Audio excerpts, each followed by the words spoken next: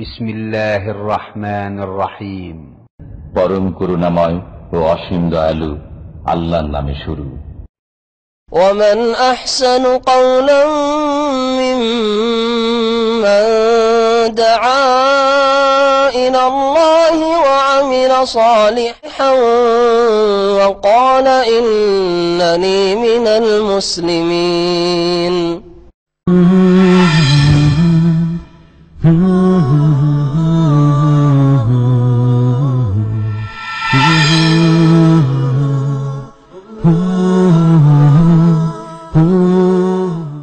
السلام عليكم ورحمة الله وبركاته. إن الحمد لله نحمده ونستعينه ونستغفره ونعوذ بالله من شرور أنفسنا ومن سيئات أعمالنا من يهده الله فلا مضل له ومن يضلل فلا هادي له وأشهد أن لا إله إلا الله وحده لا شريك له وأشهد أن محمدا عبده ورسوله صلى الله تعالى عليه وعلى آله وصحبه وسلم تسليما كثيرا. يا أيها الذين آمنوا اتقوا الله حق تقاته ولا تموتن إلا وأنتم مسلمون. يا أيها الناس اتقوا ربكم الذي خلقكم من نفس واحدة وخلق منها زوجها وبث منهما رجالا كثيرا ونساء واتقوا الله الذي تساءلون به والأرحام إن الله كان عليكم رقيبا.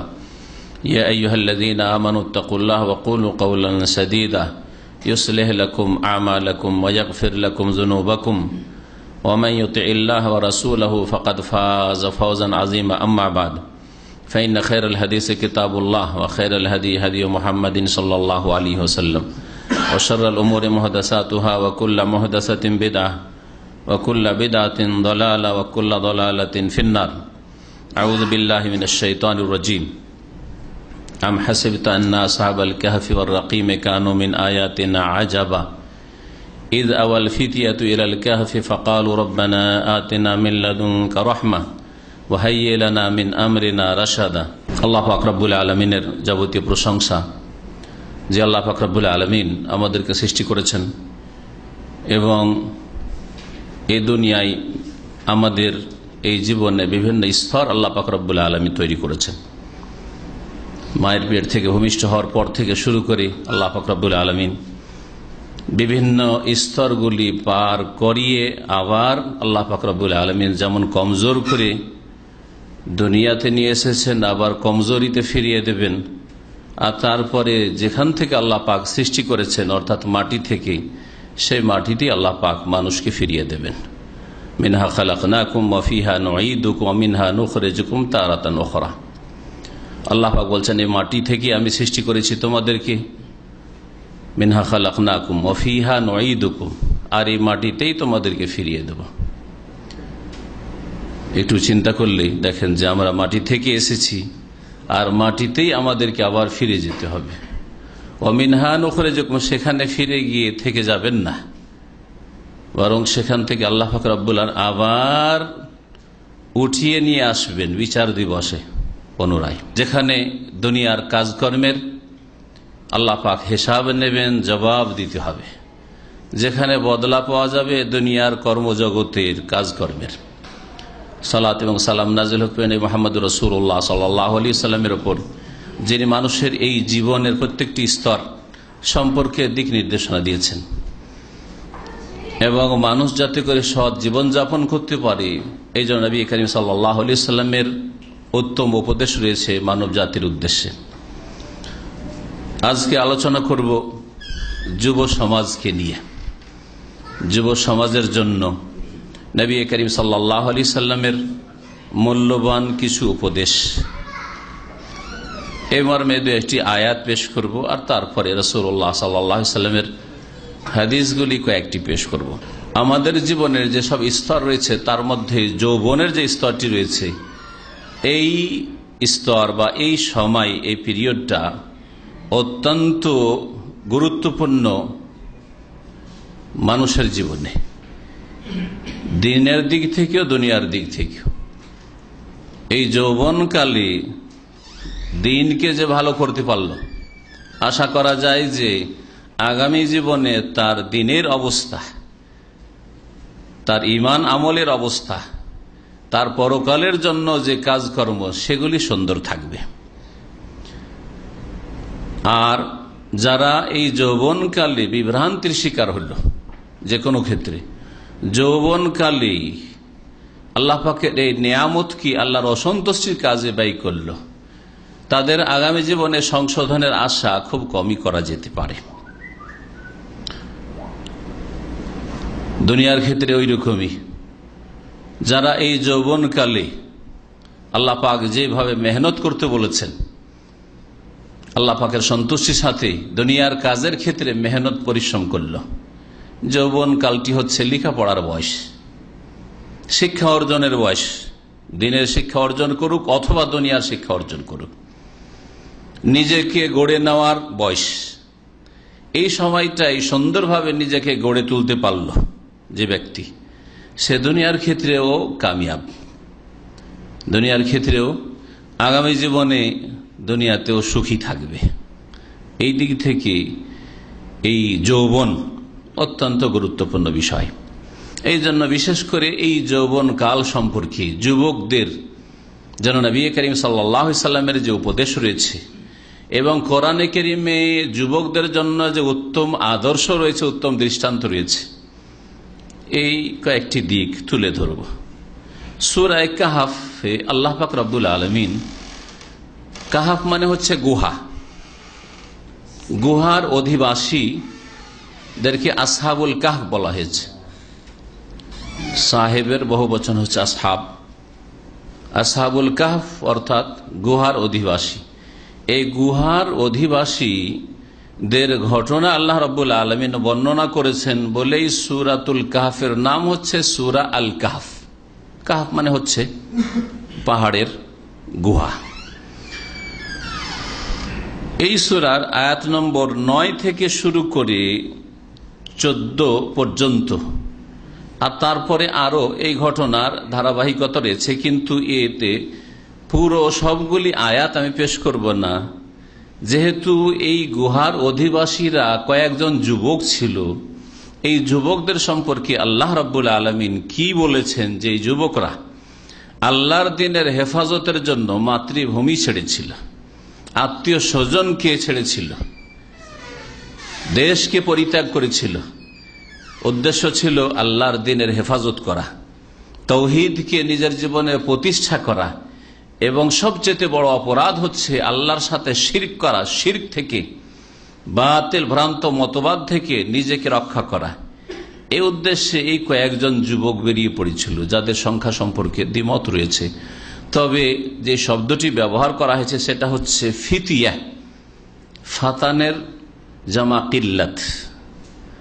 জামা বহু বচন আরবিতে দুই রকমের রয়েছে। জামা কিল্লাত মানে বহু বচন, কিন্তু অল্পের ক্ষেত্রে প্রয়োগ হয়ে থাকে, সেটা 3 থেকে নিয়ে 9 পর্যন্ত। আর তারপরে তার বেশি যদি হয় 10 বা তার বেশি, শত শত, হাজার হাজার, সেই ক্ষেত্রে জামায়ে কাসরাত ব্যবহার হয়ে থাকে। তো এখানে জামায়ে কিল্লাতের যে ওজনটি রয়েছে আরবি গ্রামের, সেটা আল্লাহ পাক উল্লেখ করে, এই জন্য তাদের সংখ্যা 7 অথবা 9 কারো কারো মতে এইরকম ছিল। আল্লাহ পাক রব্বুল আলামিন তাদের সম্পর্কে বলছেন নবী করিম সাল্লাল্লাহু আলাইহি সাল্লামকে সম্বোধন করে, আর এরা ছিল যুবক।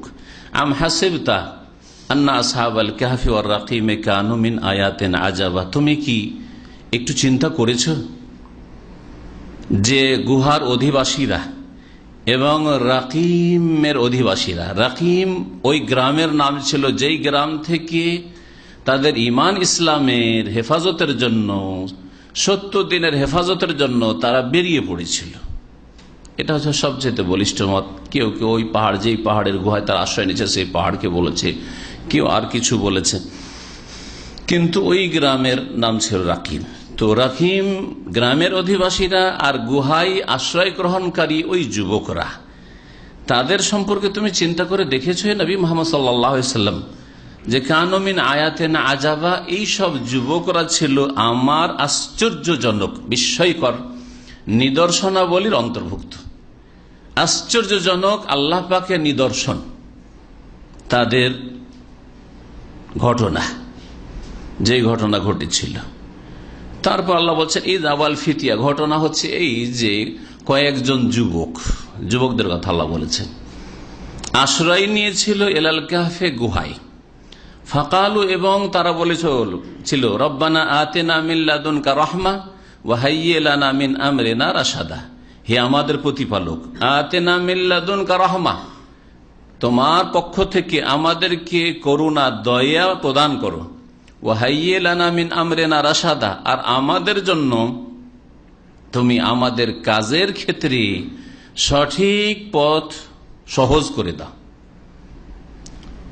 সঠিক পথ, সহজ পথ, যেই পথ ইহকাল পরকালের কল্যাণ নিয়ে আসে, সেই পথ আমাদের জন্য সহজ করে দাও। আল্লাহ পাক রব্বুল আলামিন এই সংক্ষিপ্ত কথা বলার পরে, এই ছিল 9-10 নম্বর আয়াত সূরা কাহফের। তারপরে 13 নম্বর আয়াত বলি, যেহেতু এতে আমি লম্বা সময় লাগাবো না, না হলে আলোচনা তাফসীরের হয়ে যাবে। আর আমাদের সূরা কাহফে তাফসীর আছে, যারা অতিরিক্ত শুনতে চান পুরো সূরা কাহফে তাফসীর অলরেডি আছে আমাদের। আল্লাহ পাক বলছেন আয়াত নম্বর 13-তে, নাহনু নাকুসু আলাইকা নাবাহুম বিল হক, আমি আল্লাহ হে নবী মুহাম্মদ সাল্লাল্লাহু আলাইহি ওয়াসাল্লাম তোমার সামনে তাদের সত্য সত্য ঘটনা বর্ণনা করছি।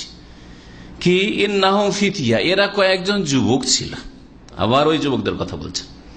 এরা কয়েকজন যুবক ছিল, কোন এক গ্রামে বাস করত, আর সেখানকার শাসক ছিল কাফের মুশরিক বহুত্ববাদী পৌত্তলিক।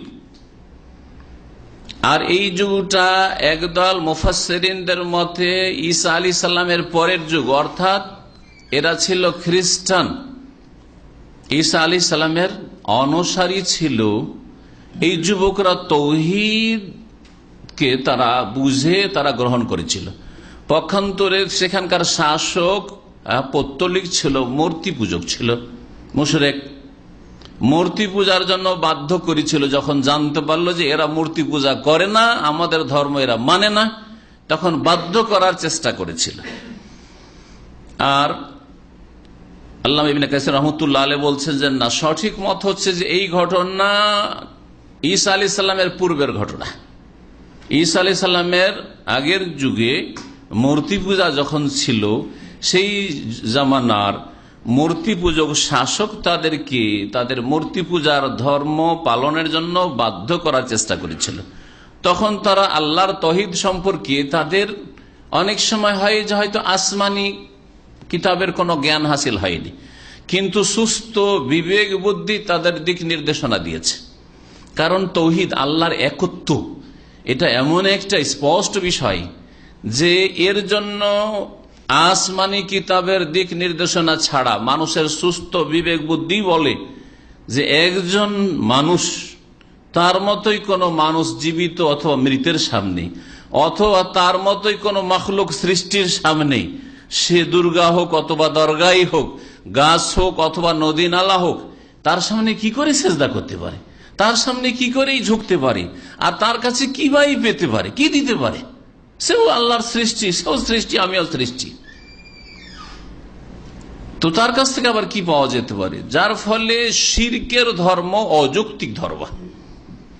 আর তৌহিদের দিন, আল্লাহ প্রদত্ত যুগে যুগে যে তৌহিদের দিন, যার নাম দিন ইসলাম, আল্লাহর একত্রের দিন, সেটা যুক্তিসঙ্গত দিন। মানুষের বিবেক বলে, মানুষের নেচার, ফিতরাতও বলে, প্রকৃতি বলে যে মানুষ এবং যত আল্লাহর মখলুকাত রয়েছে, সকল সৃষ্টি মখলুকাতের ক্ষমতা হচ্ছে সীমিত।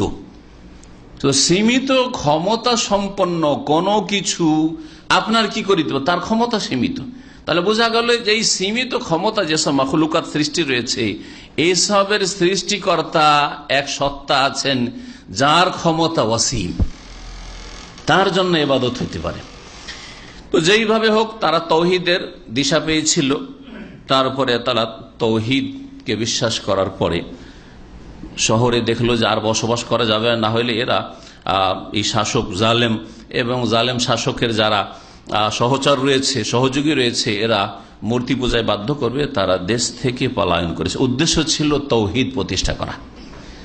তাহলে একজন যুবকের জীবনে সর্বপ্রথম কাজ হচ্ছে আল্লাহর তৌহিদকে জানা, তৌহিদ সম্পর্কে জ্ঞান অর্জন করা। ইকরা বিস্মে রব্বিক, প্রতিপালকের নাম, তোমার প্রতিপালক তোমার রবের নামের সাথে পড়ো। রবের সাথে পরিচিতি লাভ করা, আল্লাহকে চেনা, এটা হচ্ছে প্রথম কাজ সর্বস্তরের মানুষের জন্য। আর বিশেষ করে যুবক, কারণ যুবকের দ্বারা যে বিপ্লব আসতে পারে, যুবকের দ্বারা, যুবকের রক্তে আল্লাহ পাক যে ক্ষমতা দিয়ে রেখেছেন, সেই ক্ষমতা তার পূর্বের নাবালকদেরও নেই, এবং যারা সংসারে জড়িয়ে গেছে তাদের শরীরে ব্রেন বুদ্ধিতে ক্ষমতা থাকলেও তাদের সাহস সেই রকমের নেই যে এরকম সাহস যুবকের রয়েছে। যুবক যদি সত্যি সঠিক গাইড পায় আসমানি সিলেবাসের ওহির, তাহলে পিছপা কখনো হবে না। কিন্তু একজন লোক সংসারে জড়িয়ে যাওয়ার পরে সে অনেকের সাথে জড়িয়ে পড়েছে, কোন একটা যদি সে পদক্ষেপ নিতে যায় যে আমি এইরকম করব, এই কাজটি করব, এটাকে হক জেনেছি, তখন তার সামনে রিস্ক আসবে, ঝুঁকি আসবে, স্ত্রীর বাধা, ফিতনায় দিন পালনে বাধা হয়ে দাঁড়াবে। অনেক সময় ছাড়তে হবে, স্ত্রী রাজি হচ্ছে না। এজন্য বিবাহিত ছেলে যদি ইসলাম কবুল করতে চায়, একজন বিবাহিত সহি আকীদা পেয়েছে, ওর স্ত্রী সহি আকীদা মানতে চায় না, কবর মাজার পূজারি, তার জন্য অনেক সময় বাধাগ্রস্ত হচ্ছে। আর ওই হিম্মত দেখাতে পারছে না যেই হিম্মত একজন যুবক যে এখনো সংসারে জড়ায়নি সেই হিম্মত দেখাতে পারবে। কারণ সে ব্যক্তি জীবনে স্বাধীন। আমরা সকলে সেই সময়গুলি পার করে এসেছি, যেইভাবে স্বাধীন ছিলেন বিবাহের পূর্বে, এখন না, পায়ে বেড়ি লেগে গেছে খানিকটা বাধা, সুতরাং সাহস হয় না হক কথা বলতে। এই পরিবারকে নিয়ে যাবো কোথায়? বাপ যদি তাড়িয়ে দেয়, এসব শিরক, কবর মাজার পূজা, এইসব বিদাত, মেলাদ ফেলাদ, সব বিদাত। কিন্তু সব বিদাতের বিরুদ্ধে যদি বলি তো বাড়ি থেকে বাপ তাড়িয়ে দিতে যাবো কোথায়? ছেলে মেয়েগুলো নিয়ে কি করবোটা কি? মাতৃভূমির মায়া হয়ে গেছে, ছেলে মেয়ের মায়া হয়েছে, বংশধর, ভাই, আত্মীয় স্বজন, তারপরে ধীরে ধীরে শরীর দুর্বল, দুনিয়ার লোভও বেড়ে যাচ্ছে। কারণ যত পয়সার প্রয়োজন এখন স্ত্রী ছেলে মেয়ে হয়েছে, তখন দুনিয়ার লোভ বেড়ে গেছে। যুবকের এত দুনিয়ার পয়সার লোভ ছিল না, যার ফলে যত বেশি বয়স বাড়তে থাকে দুনিয়ার লোভ বাড়তে থাকে, আর সত্যকে মানতে গিয়ে বিভিন্ন রকমের বাধা সৃষ্টি হয়ে থাকে। কিন্তু যুবকের ক্ষেত্রে এটা হয় না। তো আল্লাহ রাব্বুল আলামিন এই যুবকদের প্রশংসা করতে গিয়ে এখানে এই ঘটনা বর্ণনা করেছেন, যে ঘটনা সম্পর্কে কাফের মুশরিকেরা জিজ্ঞেস করেছিল যে মুহাম্মদ সাল্লাল্লাহু আলাইহি সাল্লাম যদি সত্যিকার নবী হন তাহলে বলতে পারবেন। এটা ওই ইহুদিরা শিখিয়ে দিয়েছিল যে এই প্রশ্ন করো, তাহলে বুঝতে পারবে যে আসলে সত্যিকার নবী না নেতৃত্বের লোভে সেই নবী হওয়ার দাবি করেছে। তো আল্লাহ পাক রব্বুল আলামিন তাদের সম্পর্কে বলছেন যে আমি হে নবী তোমার সামনে এই সত্য ঘটনা বর্ণনা করছি কি ইন্নাহুম ফিতিয়াহ, এরা কয়েকজন যুবক ছিল, আমানু বিরব্বিহিম, তারা তাদের রবের প্রতি ঈমান নিয়ে এসেছিল। জাতি ছিল মুশরিক, গ্রামবাসী, দেশবাসী, দেশের শাসক ছিল মুশরিক, এরা রবের প্রতি ঈমান নিয়ে এসেছিল। ওয়াজিদনাহুম হুদা, তখন তাদের হেদায়েতকে, তাদের ঈমান আমলকে আমি বাড়িয়ে দিয়েছিলাম। তাহলে বোঝা গেল মানুষ যখন সঠিক পথে দাঁড়ায় তখন আল্লাহ পাক তার জীবনে নিয়ামতকে বাড়িয়ে দেন। হেদায়েত ইলমকে শামিল, ঈমানকে শামিল, আমলকে শামিল, হক পথে প্রতিষ্ঠিত থাকার জন্য যেসব মানুষের প্রয়োজন তা শামিল, আল্লাহ পাক সেগুলিতে বরকত দিয়ে দেন। ওয়াজিদনাহুম হুদা। কিন্তু যখন দাঁড়াবেন না, আপনি নিজেই আপনি বসে যাবেন না, শুয়ে যাবেন, আমি ভাই এইসব ঝুঁকি নিতে পারবো না, সব ঝামেলাতে নেই, আল্লাহ পাকের তৌফিক হবে না। আল্লাহ হেদায়েতকে বাড়াবেন না, হেদায়েত কেড়ে নেবেন, আল্লাহ রাব্বুল আলামিন গুমরাহিতে রেখে দেবেন। আল্লাহ পাক আরো বলছেন তারপরে আয়াত নম্বর 14, ওয়ারাবাতনা আলা কুলুবিহিম, আর তাদের অন্তরকে আমি শক্তিশালী করলাম, সুদৃঢ় করলাম। ইয কামু, যখন তারা দাঁড়িয়েছিল, আপোষে দাঁড়িয়ে বলেছিল যে চলো আর থাকা যাবে না এখানে। আর কোন কোন তাফসীরকাররা বলছেন যে তারা শাসকের সামনে দাঁড়িয়ে সাহসের সাথে বলেছিল রব্বনা রব্বুস সামাওয়াতি ওয়াল আরদ, আমাদের রব প্রতিপালক, রব্বুস সামাওয়াতি ওয়াল আরদ, আসমান জমিনের যিনি প্রতিপালক মালিক তিনি আমাদের রব। না কোনো শাসক আমাদের রব, আর না কোনো দেবদেবী আমাদের রব, না কোনো জীবিত মৃত আমাদের রব, না দুর্গা আমাদের রব মালিক দিতে পারে দাতা, আর না দুর্গা আমাদের দাতা দিতে পারে। রব্বনা রব্বুস সামাওয়াতি ওয়াল আরদ লান নাদুয়া মিন দুনিহি ইলাহা। সুতরাং যখন রব আমাদের সেই সত্তা যিনি আসমান জমিনের মালিক, সুতরাং তার সাথে আর কোন এলাহ উপাস্য এইসব মাবুদকে ডাকবো না, আমরা কখনো সেগুলিকে আহ্বান করবো না, এগুলির কখনো পূজা করতে পারি না। না হইলে আমরা সীমা লঙ্ঘন করব, জালেম হয়ে পড়ব। তারপরে তারা বেরিয়ে পড়েছিল তাদের বাড়িঘর থেকে, সংসার থেকে নিজের দিনের হেফাজতের জন্য। তাহলে দিনের হেফাজতটা হচ্ছে 1 নম্বর কাজ। একজন যুবকের জন্য তার দিনের হেফাজত হচ্ছে মুখ্য কাজ। সাধারণভাবে একজন মানুষের জন্য যে কোনো আয়ুতে, আপনার যে কোনো স্তরে আপনার জীবনের, কিন্তু বিশেষ করে যুবক, কারণ যুবক যদি দিনের হেফাজত না করতে পারে, পদস্খলন ঘটে যায়, তাহলে আর হয়তো উঠে দাঁড়াতে পারবে না। ইমানের ক্ষেত্রে, আমলের ক্ষেত্রে, আখলাক চরিত্রের ক্ষেত্রে, ইবাদত বন্দেগীর ক্ষেত্রে, ব্যবসা বাণিজ্যের ক্ষেত্রে যুবক যদি খারাপ হয়ে যায়, আখলাক চরিত্র খারাপ হয়ে যায়, তাহলে ওকে ভালো করা খুব মুশকিল। কিন্তু একটা ছেলের যদি 20 থেকে 25 বছর কেটে যায় সততার সাথে, অসৎ চরিত্রের ছিল না, কোন রকমের তার দোষ ত্রুটি দেখা যায় না, কখনো তার চরিত্রহীনতার কোনো লক্ষণ দেখা যায়নি, তাহলে আশা করা যায় যে এরপরে আর সে ধ্বংসের পথে যাবে না, জেনার পথে যাবে না, সমকামিতার পথে যাবে না, আর ওই চরিত্রহীনতার পথে যাবে না, ইবাদত বন্দেগীতে গাফিল হয়ে যাবে না, যদি এই সময়টাকে ঠিক রাখতে পারে। আল্লাহ পাক এদের প্রশংসা করেছেন। আল্লাহ পাক রব্বুল আলামিন ওই সব মানুষরা যারা সীমা লঙ্ঘন বাড়াবাড়ি করে এবং দুনিয়ার ভোগবিলাস, লোভ লালসাকে প্রাধান্য দিয়ে থাকে, তাদেরকে জাহান্নামী বলে আখ্যায়িত করেছেন। তাহলে একজন যুবক মানুষ যদি সীমা লঙ্ঘন করে, তার ইমান আমলের ক্ষেত্রে, ইবাদত বন্দেগীর ক্ষেত্রে সীমা লঙ্ঘন করে, আখলাক চরিত্রের ক্ষেত্রে, হালাল হারামের ক্ষেত্রে সীমা লঙ্ঘন করে, তাহলে জাহান্নামে যেতে হবে। দুনিয়ার ভোগবিলাস, হারাম ভোগবিলাস, দুনিয়ার আমোদ ফুর্তি, হারাম আমোদ ফুর্তি এসব করলো, তাহলে জাহান্নামে যেতে হবে সহজ ভাষায়। আর যদি আখিরাতের কাজকে প্রাধান্য দেয়, আল্লাহর সামনে দাঁড়ানোকে ভয় করে, তাহলে জান্নাতে যেতে পারবে। এই মর্মে কয়েকটি আয়াত আপনাদেরকে আম্মা পাড়ার সূরা নাজিয়াত থেকে শোনাই। সূরা নাজিয়াতের আয়াত নম্বর 37 থেকে 41 মহান আল্লাহ ইরশাদ করছেন, ফা আম্মা মান তাগা ওয়া আসারাল হায়াতাদ দুনিয়া ফাইন্নাল জাহিমা হিয়াল মাওয়া। শুনে রাখো, যারা সীমা লঙ্ঘন করবে, সীমা লঙ্ঘন মানে আপনার যে সীমানা আছে, বর্ডার আছে, সেখান থেকে ক্রস করে যাও, বাইরে চলে যাও, যে কোনো ক্ষেত্রে। আল্লাহ পাক আপনাকে মুসলিম ঘরে পয়দা করেছেন, এটা হচ্ছে আল্লাহর নিয়ামত। এই আল্লাহ পাকের সীমার মধ্যে আছেন না, যৌবন আসলো, সাবালক হলেন, কিন্তু না ইমান, না ইসলামের শিক্ষা অর্জন করা, আর না আমল করা, ইবাদত বন্দেগী করা, 5 ওয়াক্ত নামাজ পড়া, না আখলাক চরিত্রহীন হয়ে যাওয়া, সীমা লঙ্ঘন করলো যে কোনো ক্ষেত্রে। যেই ব্যক্তি সীমা লঙ্ঘন করবে, ওয়া আসারাল হায়াতাদ দুনিয়ার পার্থিব জগৎকে প্রাধান্য দেবে, কারণ যৌবনকালে যেভাবে হোক না কেন আমোদ ফুর্তি করতে মজা লাগছে। বিয়ে শাদী করে একটা ছেলে 16 বছর, 18 বছর, 20 বছরের ছেলের যদি বিবাহ শাদী দিয়ে দেন, তো সে হয়তো সংসার চালাতে পারে, বাপের হোটেলে তাকেও খেতে হবে, তার স্ত্রীকেও খাওয়াইতে হবে, তাই না? কিন্তু যদি হারামের রাস্তা তার জন্য খুলে যায়, কলেজে ইউনিভার্সিটিতে সহশিক্ষা, তাহলে একেবারে লাগামই হয়ে যায়, সীমালঙ্ঘন, তাগা, সীমালঙ্ঘন করে ফেলল।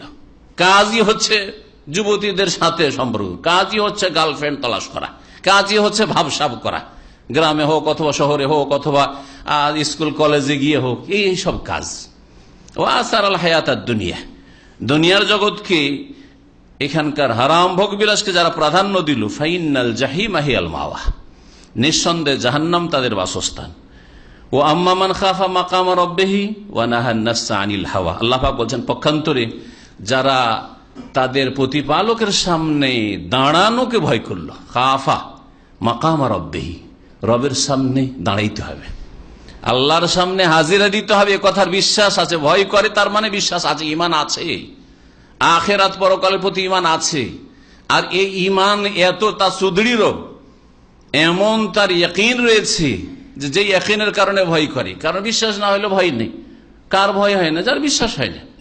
আগুন লেগেছে বিল্ডিং এ, এটা হইতে পারে, এই নতুন বিল্ডিং, না না না হইতেই পারে না। যারা বিশ্বাস করলো তারা এখান থেকে বেরিয়ে যে যান বাঁচিয়ে, যে বিশ্বাস করলো না বসে থেকে জ্বললো, তো আজকাল মুসলিম সমাজে যারা বলছে আমরা আল্লাহ পরকালে বিশ্বাসী, অথচ তাদের ইবাদত ঠিক নেই, তারা এখনো শিরক বিদআত মুক্ত হতে চায় না, জাহান্নামের রাস্তা থেকে বাঁচতে চায় না, তারা আখলাক চরিত্র ঠিক করতে চায় না, তারা জিনা ব্যভিচার আর ব্লু ফিল্ম থেকে বাঁচতে চায় না, বলছে আল্লাহ পরকালে বিশ্বাস করি। এরা মিথ্যুক, আসলে কখনো সত্যতা নেই এদের কথায়। এরা আল্লাহর সাথে মিথ্যা কথা বলছে, অথচ আল্লাহ অন্তর্যামী। আল্লাহকে মিথ্যা কথা বলা যায়, মিথ্যা কথা বলা যায় যে কিছু জানে না, ভিতরের খবর যায় না যে আপনার নিয়তি কি আছে, ভিতরে কি আছে। আল্লাহ পাক বলছেন যারা আল্লাহর সামনে দাঁড়ানোকে ভয় করলো, ওয়ানাহান নাফসা, এই ভয়ের ভিত্তিতে ওয়ানাহান নাফসা আনিল হাওয়া, নিজেকে কুপ্রবৃত্তির অনুসরণ থেকে মনের চাহিদা পূরণ করবো, হারাম চাহিদা, এতে থেকে বিরত রাখলো, বাঁচিয়ে রাখলো। মন চাইছে যৌবন কালে, কোন যুবকের চাই না আর কোন যুবতীর চাই না সঙ্গী খোঁজা, সবার চাই, মন চাই, কিন্তু এই যে মন যে পাপের দিকে ঝুঁকছে সেখান থেকে নিজেকে বাঁচিয়ে রাখলো, বিরত রাখলো। কি জন্য? কিসের ভিত্তিতে? আল্লাহর সামনে দাঁড়াইতে হবে। এই জন্য নয় যে প্রশাসন ধরবে, এটা সৌদি আরব, এখানে এই রকম করলে বাঁচা যাবে না, হ্যাঁ, অথবা আমাদের গ্রামে বিচার সালিশ খুব শক্ত আছে, বাপ মা খুব ধার্মিক আছে, হাত পা ভেঙে দেবে বাপ মায়ের ভয়, ইত্যাদি ইত্যাদি, সমাজের ভয়, হ্যাঁ, কলঙ্কের ভয়, ওই সব নয়। খাফা মাকাম রাব্বিহি, আল্লাহর সামনে দাঁড়াতে হবে আর হিসাব দিতে হবে। দুনিয়ার কোন অনিষ্ট থেকে বাঁচার জন্য বা দুনিয়ার কোন লাভ হাসিলের জন্য। যেমন অনেকে আছে যে আমি যদি এই যৌবনকালে কোন মেয়ের সাথে সম্পর্ক রাখি, অবৈধ সম্পর্ক, আর যদি এসব করি আমার চরিত্র খারাপ, এটা যদি গ্রামবাসী জেনে যায়, তো আমার জীবনে একটা বড় হোপ আছে, বড় একটা টার্গেট আছে। কি? আমি একটা মন্ত্রী হব, বলছে আমি একজন একটা এমবিবিএস ডাক্তার হব, এক একজন এক এক টার্গেট। আমি একজন ভালো শিক্ষিত সুশিক্ষিত হব, একজন আমি ডাক্তার হব, ইঞ্জিনিয়ার হব, প্রফেসর হব, আমি সমাজের একটা জনপ্রিয়তা লাভ করব, আমি দেশের নেতা হব। এক একজনের এক এক রকমের আকাঙ্ক্ষা আছে। এই ক্ষেত্রে সে দেখলো যে আমি যদি চরিত্র খারাপ করি তা আমাকে কেউ ভালোবাসবে না, যার ফলে পাপ থেকে বাঁচলো। দুনিয়ার গরজ, হয় কোনো অনিষ্ট থেকে বাঁচার জন্য অথবা দুনিয়ার কোনো লাভ হাসিল করার জন্য যদি কেউ পাপ থেকে বাঁচে, তাহলে তাতে জান্নাত পাওয়া যাবে না। রবের সামনে দাঁড়াইতে হবে, আল্লাহর সামনে দাঁড়িয়ে হিসাব দিতে হবে। এই ভয়ের ভিত্তিতে যদি নিজেকে গুনাহ থেকে বাঁচিয়ে রাখে তাহলে জান্নাত পাওয়া যাবে। বিড়ি সিগারেট, ডাক্তার বলছে যে তোমার ফুসফুস ধ্বংস হইতে যাচ্ছে, তোমাকে ক্যান্সার আক্রমণ করতে যাচ্ছে, তোমার অসুবিধা আছে ইত্যাদি, তখন বিড়ি সিগারেট ছাড়লেন বা তামাক ছাড়লেন, জর্দা ছাড়লেন বা মদ ছাড়লেন, না হলে ছাড়তেন না। তাহলে এতে কোনো নেকি পাওয়া যাবে না। কিন্তু শরীয়তের দৃষ্টিতে জর্দা, তামাক, বিড়ি, সিগারেট, ধূমপান ইত্যাদি আর এইসব মাদক দ্রব্য সব হারাম, আল্লাহ হারাম করেছেন। আল্লাহর সামনে দাঁড়াতে হবে, খাফা মাকাম রাব্বিহি ওয়া নাহান নাফসা আনিল হাওয়া। সুতরাং যদিও নেশা হয়ে গেছে, না খেলে আর থাকা যায় না মনে হচ্ছে, কিন্তু কষ্ট করে 1-2 সপ্তাহ যদি একটু কষ্ট হয় তারপর আর কিছু লাগবে না, না ছেড়ে দেবো আমি, শক্ত হয়ে যাবে একবারে। আল্লাহর ভয়ে যদি কেউ গুনাহ থেকে বাঁচে তাহলে আল্লাহ বলছেন ফাইনাল জান্নাতে হিয়াল মাওয়া, জান্নাত তো তাদেরই বাসস্থান। আল্লাহর ভয়ে যদি নিজেকে বাঁচিয়ে রাখে পাপ থেকে, তাহলে জান্নাত বাসস্থান হবে ওই সব লোকেদের। আল্লাহ রাব্বুল আলামিন একটা পুরুষের, একটা মহিলার দিকে, একটা যুবকের, একটা যুবতীর দিকে আকর্ষণ আছে, যার ফলে আল্লাহ রাব্বুল আলামিন ক্ষেত্র ভাগ করে দিয়েছেন। নারী জাতি পর্দার ভিতরে, আর নারীদের মহলে তারা কাজকর্ম করবে, সে বাড়ির কাজ হলেও অথবা কোনো প্রতিষ্ঠানে কাজ হলেও তারা সেপারেট কাজ করবে। পুরুষরা পুরুষদের ক্ষেত্রে কাজ করবে, পুরুষ নারী একাকার হয়ে কাজ করবে। ইসলামে এর কোনো অবকাশ নেই, জায়েজ নেই।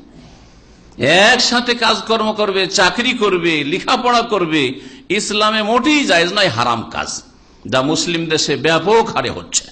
আল্লাহ পাক এই মুসলিমদেরকে দিনের দিকে ফিরে আসার তৌফিক দান করেন। আর যতদিন পর্যন্ত মুসলিমরা ফিরে না আসবে ততদিন পর্যন্ত আল্লাহ এদের মান ইজ্জত যে কেড়ে নিয়েছেন কখনো ফিরিয়ে দেবেন না, কখনো ফিরিয়ে দেবেন না। কারণ তারা তাদের মান ইজ্জত আল্লাহর কাছ থেকে নষ্ট করেছে, আল্লাহ তাদেরকে অপদস্থ করেছে। আল্লাহর দিনের দিকে ফিরে না আসলে কখনো দেবে না। যারা ছাগল বকরি চড়াইতো আরবের 1400 বছর আগে, তাদেরকে আল্লাহ পাক মান ইজ্জত দিয়ে কোথা থেকে কোথায় উঠিয়ে দিয়েছেন। বকরি ছাগলের পাল থেকে উঠিয়ে আর ওই উটের পাল থেকে উঠিয়ে খেলাফতের সিংহাসনে বসিয়ে দিয়েছেন। লা ইস্তাখলিফান্নাহুম ফিল আরদ, খেলাফত দিয়ে দিয়েছেন। খোলাফায়ে রাশেদিন বানিয়েছেন, বনু উমাইয়ার খলিফা বানিয়েছেন, আব্বাসীদের খলিফা বানিয়েছেন। বিশাল একটা শক্তি, এত বড় শক্তি পৃথিবীতে আর কারো ছিল না। আল্লাহ এত বড় শক্তি তাদেরকে দিয়েছেন। কিন্তু যখন আল্লাহর দিন থেকে দূরে হয়ে গেছে, আল্লাহ পাকের নিয়ামত ছিনিয়ে নিয়েছেন আর লাঞ্ছিত অবদস্ত করে দিয়েছেন মুসলিম জাতি। বলছিলাম যে আল্লাহ রাব্বুল আলামিন নারীদের পুরুষদের ক্ষেত্রকে আলাদা করেছে, আর যুবকদের আর যুবতীদের ফিতনার আশঙ্কা বেশি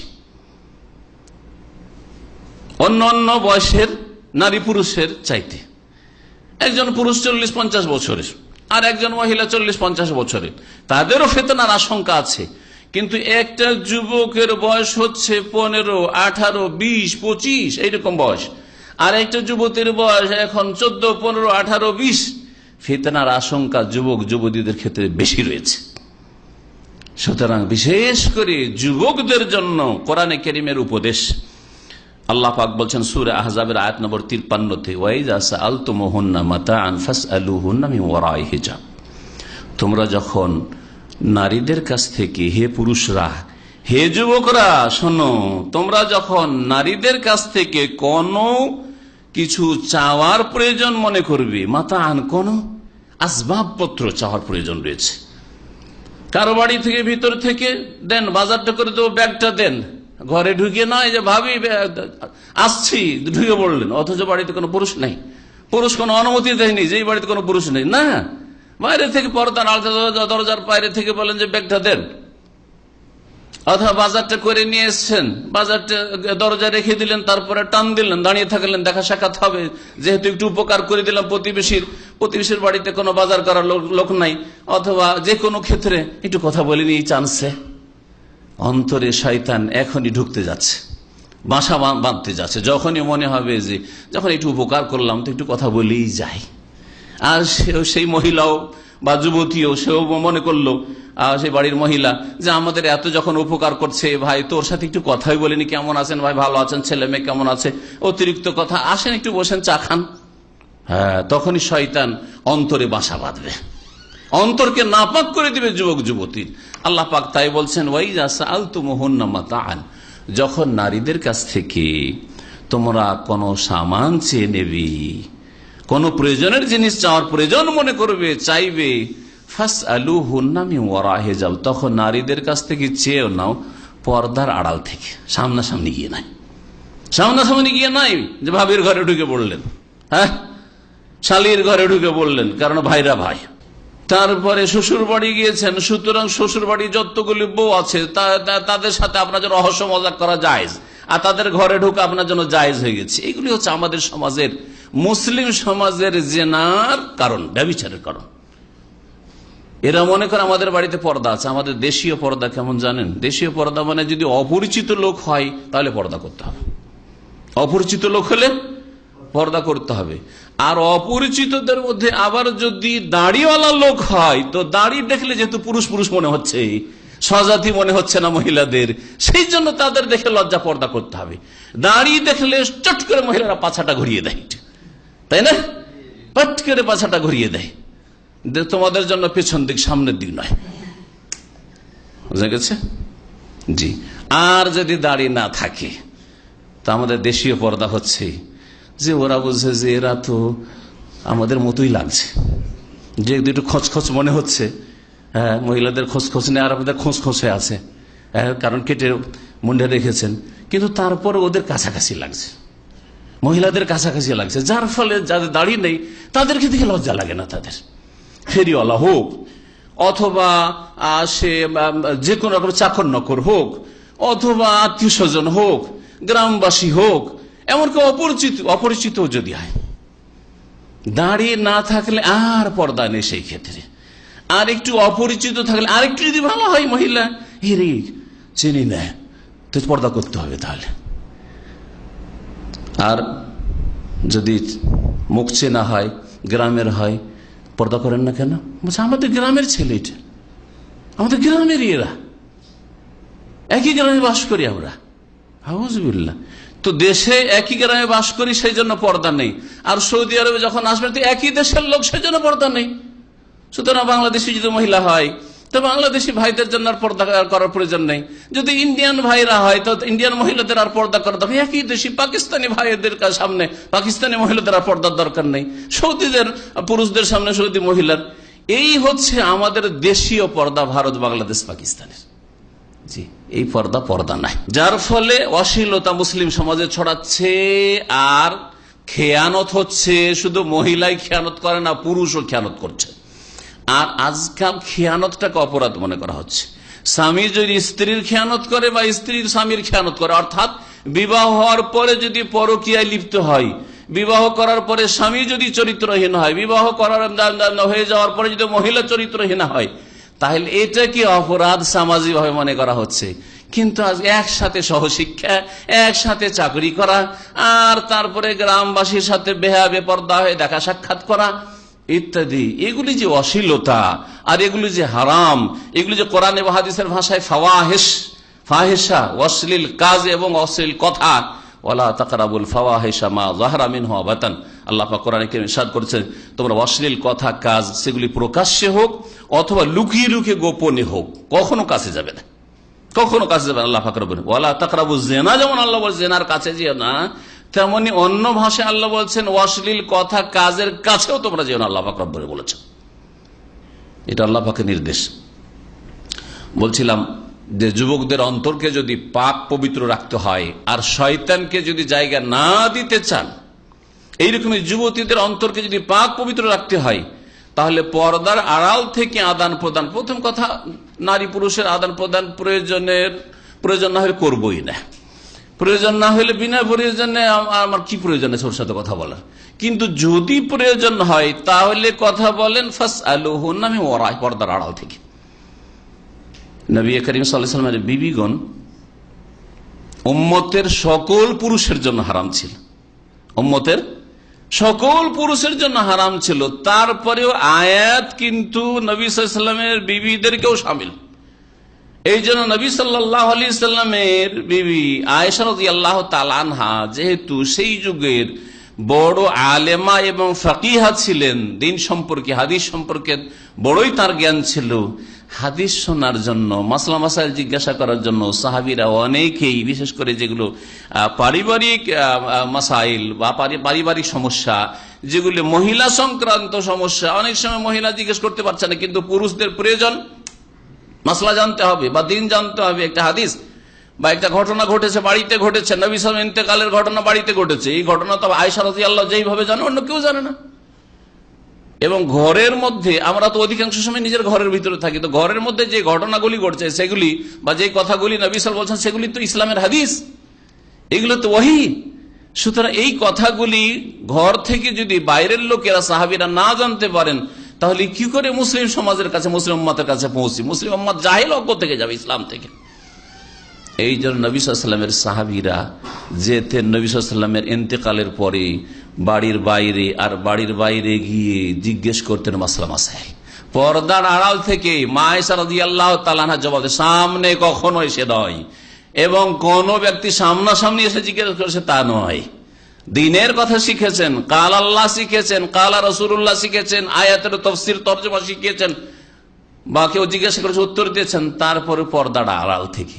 ওয়াইজা সাআলতুমুহুন্না মাতাআন ফাসআলুহুন্না মিন ওয়ারাই হিজাব যালিকা আতহারু লিকুলুবিকুম ওয়া কুলুবিহিন্না। আল্লাহ বলছেন এটা হে পুরুষরা, হে যুবকরা তোমাদের অন্তরের জন্য, আর হে নারীরা তোমাদের অন্তরের জন্য অধিক পবিত্রতার কারণ হবে, পাক সাফ থাকবে, অন্তরে কোন রকমের ওয়াসওয়াসা কুমন্ত্রণা দেওয়ার চান্স পাবে না শয়তান, যেখান দিয়ে ঢুকে পড়ি আর বিভ্রান্ত করি, চরিত্র নষ্ট করার চেষ্টা করি, কখনো সুযোগ পাবে না। আল্লাহ রাব্বুল আলামিন বিবাহ শাদীর ক্ষেত্রে ও সূরা নিসার আয়াত নম্বর 25 এবং সূরা মায়েদার আয়াত নম্বর 5 আয়াতগুলি তাফসীর করব না কারণ সময় লম্বা হয়ে যাবে। আয়াতগুলিতেই শুধু একটি বাক্য বা শব্দ বলবো। আল্লাহ পাক উল্লেখ করেছেন সূরা নিসায় যে যেসব মহিলাদেরকে তোমরা বিবাহ করবে মোহসানাতিন গায়রা মুসাফাহাত, তারা যেন সতী সাধ্য হয়,